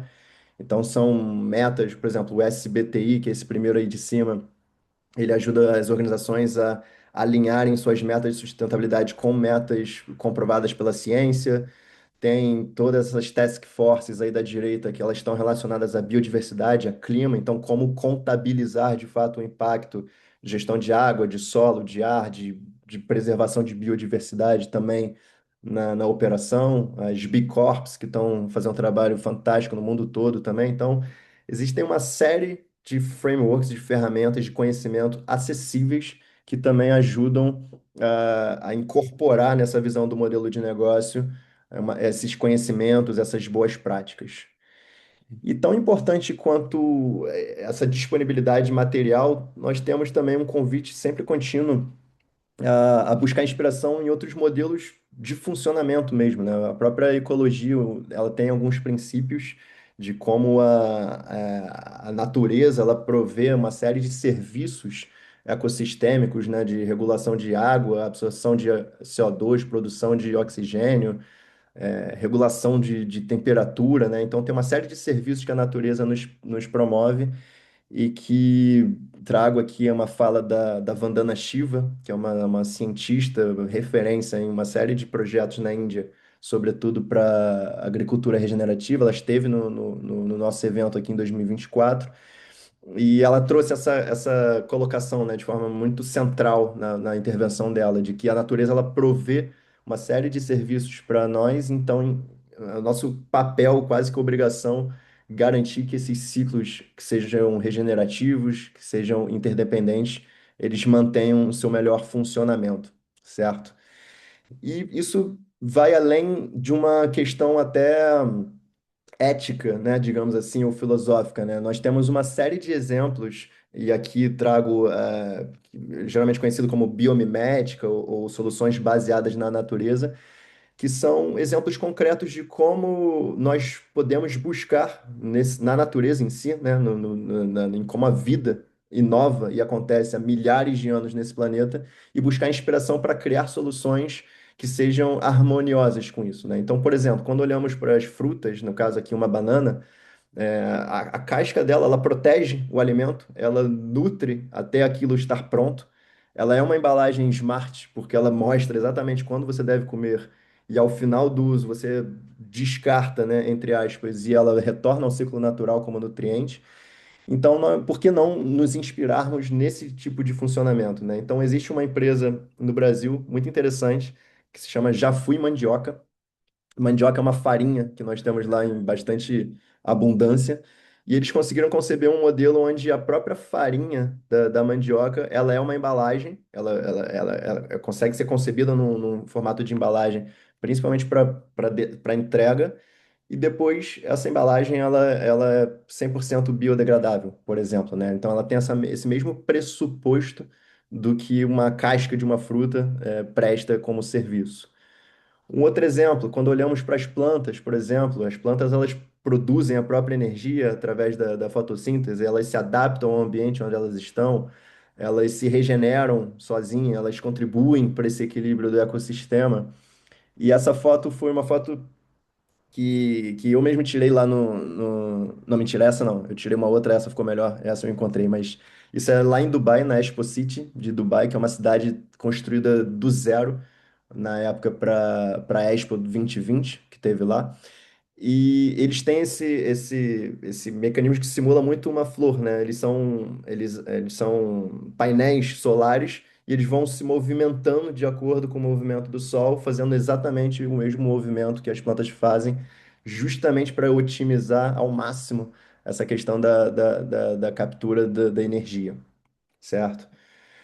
Um outro exemplo, esse bem antigo, um dos principais quando se menciona a questão da biomimética, é como os trens de alta velocidade do Japão na década de 90 eles foram redesenhados para de acordo com a aerodinâmica desse pássaro. É um pássaro chamado martim pescador, e o engenheiro, na época, ele também era um observador de pássaros, e ele estava na natureza, ele viu como ele conseguia estar voando e entrar para pescar um peixe e não fazia nenhuma ondulação na água, né? Era absolutamente perfeita essa entrada.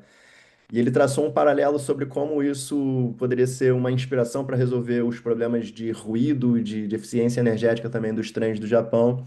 E desde então, todos os modelos foram desenhados mais ou menos com essas premissas. Então, aqui tem uma série de outros exemplos. Aqui em Portugal, um que eu gosto de citar muito, quem já teve a chance de visitar lá o Esporão, por exemplo, no Alentejo, eles usam práticas de cultivo de soluções baseadas na natureza, nas vinhas. Então, tem lá o uso de morcegos e joaninhas para controle de pragas, né? Então, eles conseguiram ter uma produção em larga escala, baseado também em soluções baseadas na natureza. E aqui também, em paralelo, uma outra escola de pensamento que pode nos inspirar é do Cradle to Cradle, que também parte de uma mesma lógica, ou seja, tanto numa perspectiva de uma árvore, por exemplo, quanto uma floresta, elas têm como característica a produção de oxigênio, o armazenamento de carbono, regula a temperatura, usa energia solar, contribui para o ciclo de água, cria e sustenta uma biodiversidade, nada ali gera resíduo. Então, quando nós olhamos para isso, né, para uma árvore ou para uma floresta, enquanto um sistema, a escola de pensamento do Cradle to Cradle, ela baseia-se em três princípios. O princípio número um é que nada é lixo, tudo é recurso. Ou seja, em todos os ciclos e fluxos que acontecem na natureza, não existe nenhum desperdício. Cada material ele pode ser utilizado e reutilizado por outros. O segundo é que tudo que acontece em termos de processos energéticos é uma energia limpa e renovável. Então a vida prospera a partir dessa dinâmica. E por fim, a questão fundamental também da diversidade. Ou seja, a diversidade ela gera resiliência porque quanto mais um ecossistema ele consegue se complementar ou ter diferentes formas de expressão, mais forte e na perspectiva de evolução, isso significa.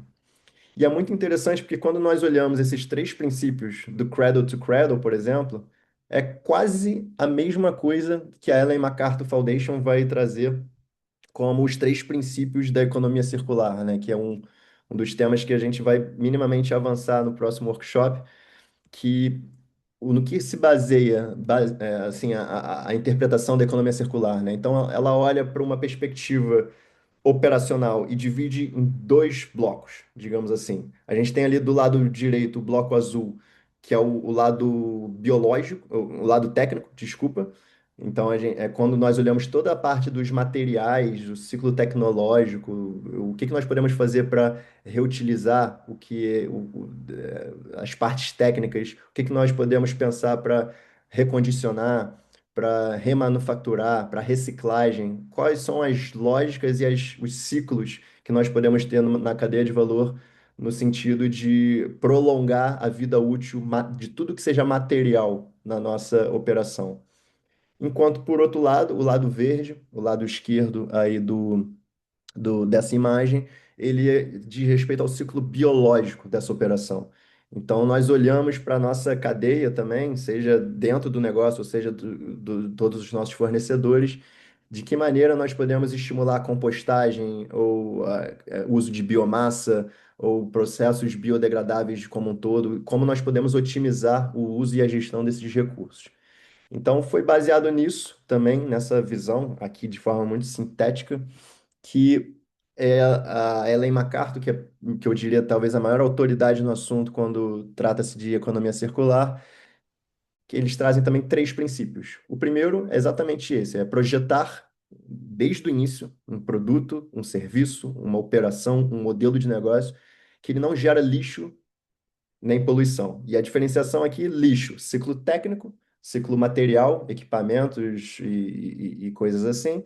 E poluição é o ciclo biológico, né? Como nossa cadeia, com as nossas fontes de energia, com nossos processos, eles podem ser é, sem lixo, né? A escola de pensamento do Cradle to Cradle, eles têm uma máxima que eu gosto de mencionar, que ela é quase um bocado radical, mas que faz sentido, que é o lixo é um erro de design, na visão deles. E isso é muito interessante porque se projetarmos desde o início é possível mitigar ou reduzir ao máximo mesmo essa definição do resíduo. Segundo princípio da economia circular é manter os produtos e os materiais em uso. Então, existe aqui, inclusive, uma lógica econômica, né, de eficiência, de gestão de custos aqui. Então, quanto mais nós conseguirmos prolongar a reutilização ou a vida útil de um produto, ou até mesmo a gestão energética de produção da nossa cadeia, melhor. E por fim, ao final desse processo, nossa ambição, ela precisa ser regenerativa. Não basta que nosso impacto seja zero ou que seja compensatório. É possível desenhar desde o início produtos, serviços e modelos cujo saldo positivo dessa operação seja a regeneração dos sistemas naturais. Então, no fundo, os princípios da economia circular, eles buscam reduzir a necessidade de extração de novos recursos, é uma das premissas fundamentais, valorizar o máximo possível os materiais e os produtos que são utilizados nessa cadeia produtiva, e, por fim, ter essa preocupação, esse comprometimento em criar modelos de negócio que eles sejam de fato regenerativos e resilientes. E aqui, a título de exemplo, existem uma série de estratégias, né? E cada uma delas aqui, por exemplo, também tem exercícios, como nós fizemos aqui o do Business Model Canvas, mas já existe essa literacia acessível para que nós possamos desenhar um produto de forma que ele dure, desenhar um produto para que ele ou um serviço para que ele tenha um modelo de subscrição e não venda direta, desenhar um produto para que, e eu dou esse exemplo de uma empresa holandesa que se chama Fairphone. Eles desenvolveram um smartphone que você pode atualizá-lo de forma modular. Então, se é, o ecrã teve algum problema ou a câmera tem um novo modelo, você pode só comprar a câmera, você substitui a sua peça e aquilo o seu aparelho já está atualizado, né? Você não precisa comprar um novo aparelho, ter novos materiais virgens envolvidos. É possível ter uma estratégia de circularidade para segunda mão, para reciclagem e reutilização, design para remodelo. Então, existem uma série de possibilidades que podem nos orientar e nos ajudar nessa orientação de impacto, ok? E para fechar, pessoal, também para não dizer que tem apenas uma fórmula só, existem várias outras ferramentas como essas que eu trouxe aqui. Então, por exemplo, o Mission Model Canvas, ele é, inclusive, da Strategizer, que é a consultoria do Alexander Osterwalder. Ele tem aqui uma lógica muito parecida, mas com algumas outras dimensões mais apropriadas, digamos assim, para empresas ou organizações de caráter social. Então, ele traz aqui algumas outras preocupações, outros campos a serem preenchidos, mas é a mesma lógica em termos de preenchimento e de exercício. Tem um outro modelo também que é dos suecos, da Flourishing Business Canvas, que ele já é mais complexo. Esse aqui eu confesso que eu já experimentei ele algumas vezes. Ele pode ser muito completo e ou muito complexo também para preencher, mas no fundo ele já busca trazer uma interseção dessa visão do que é um modelo de negócio e como ele já se relaciona nessas dimensões econômicas, sociais, ambientais, e isso visualmente também já posicionado. Então, ele é um canvas que ele leva mais tempo, ele exige uma maior profundidade, mas por outro lado também traz essa visão mais completa. E como eu antecipei, esse é o Circular Business Model Canvas, que é o que nós iremos exercitar na quinta-feira, que ele é baseado no Business Model Canvas, só que ao invés de 9 dimensões, 9 blocos, ele tem 14 blocos.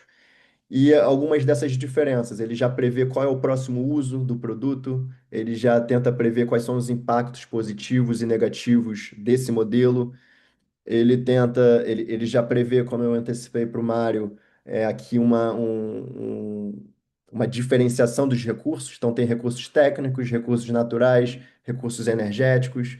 Então, tem uma série de modificações muito oportunas.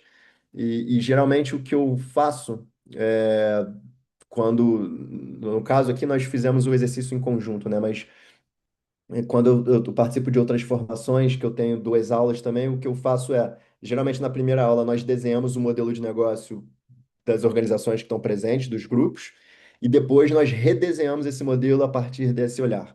Então, fica aqui o convite, não é compromisso nem nada, sabemos que todos temos tempo bastante limitado, mas caso alguém que sabe já que irá participar na quinta-feira, quiser trazer um exemplo, desenhe um modelo de negócio e na quinta-feira nós vamos redesenhá-lo sobre o olhar do Circular Business Canvas. Ok? Então, pessoal, por hoje é só. Espero que tenham gostado. Fico aqui o meu desejo de um bom ano. Deixa eu interromper para conseguir vê-los nesses últimos minutinhos. E pronto, espero que tenha sido útil, que tenham gostado. Estou aberto aqui, temos ainda 5 minutinhos para conversar. E vejo palminhas, obrigado. Obrigado. Não sei se há aqui mais alguma questão. Rita, não sei se queres dar aqui algumas notas finais também. Obrigada, Marcelo. Estás com a visão do apresentador. Ah, Estou.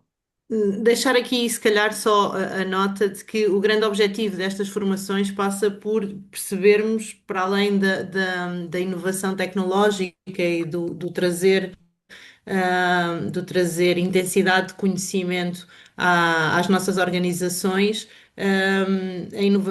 para além da inovação tecnológica, é preciso trazer este conhecimento também aos modelos de negócio e à maneira como as nossas entidades são geridas e as empresas são geridas para aumentar a competitividade. Estes exemplos que o Marcelo tão bem nos trouxe hoje, ou pelo menos nos lançou o apetite agora com este momento final também, são muito importantes porque são toda uma área técnica, não necessariamente de engenharia, como muitos de nós somos, em que precisamos de ser capacitados para que a nossa proposta de valor, a proposta de valor do setor do ambiente, que é extremamente importante nesta fase de desenvolvimento económico global, seja realmente bem entregue e bem proporcionada, porque, regra geral, nós até somos bons no que fazemos, comunicar e organizar as ideias é que é algo, e este é o desafio,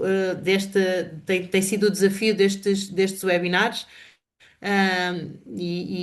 Portanto, agradecer mais uma vez ao Marcelo pelo excelente momento hoje e convidar-vos a todos, aqueles que ainda não se inscreveram, a virem quinta-feira e, por que não, a partilhar internamente nas organizações. Estes eventos são gratuitos, estes eventos têm esta ambição de, graças ao cofinanciamento nacional, poder suportar e apoiar não só as empresas do setor do ambiente, mas de outros setores conexos, para quem esta partilha de linguagem comum é muito importante, porque são os nossos fornecedores, são os nossos clientes e, portanto, se tivermos linguagens comuns, também é muito mais fácil inovar nos diferentes modelos de negócio. E, portanto, fica este desafio a que convidem, lancem o convite e aponta que outros se juntem na quinta-feira. Quanto mais estas linguagens forem sistémicas, mais conseguimos também avançar na inovação. Obrigada a todos. Pedíamos que, se é importantíssimo para a Meta, que preenchessem o questionário de satisfação desta pequena atividade. O QR Code está aqui, independentemente disso, poderá seguir por e-mail, mas se quiserem aproveitar estes minutos finais para rapidamente responderem, fica já o trabalho feito. E mais uma vez, obrigada, mas não sei se alguém tem algumas questões finais. Obrigada a todos.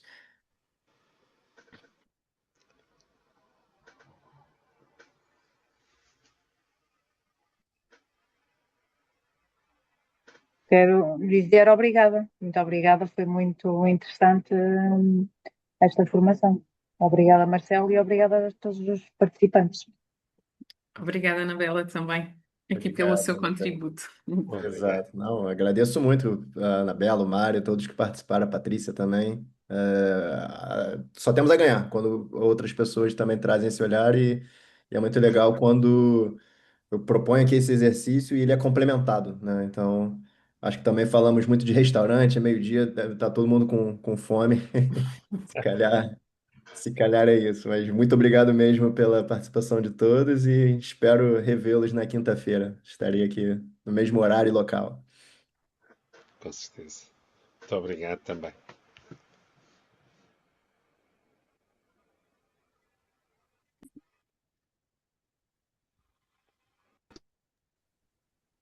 Bom, obrigado e um bom dia. Obrigada, até à próxima.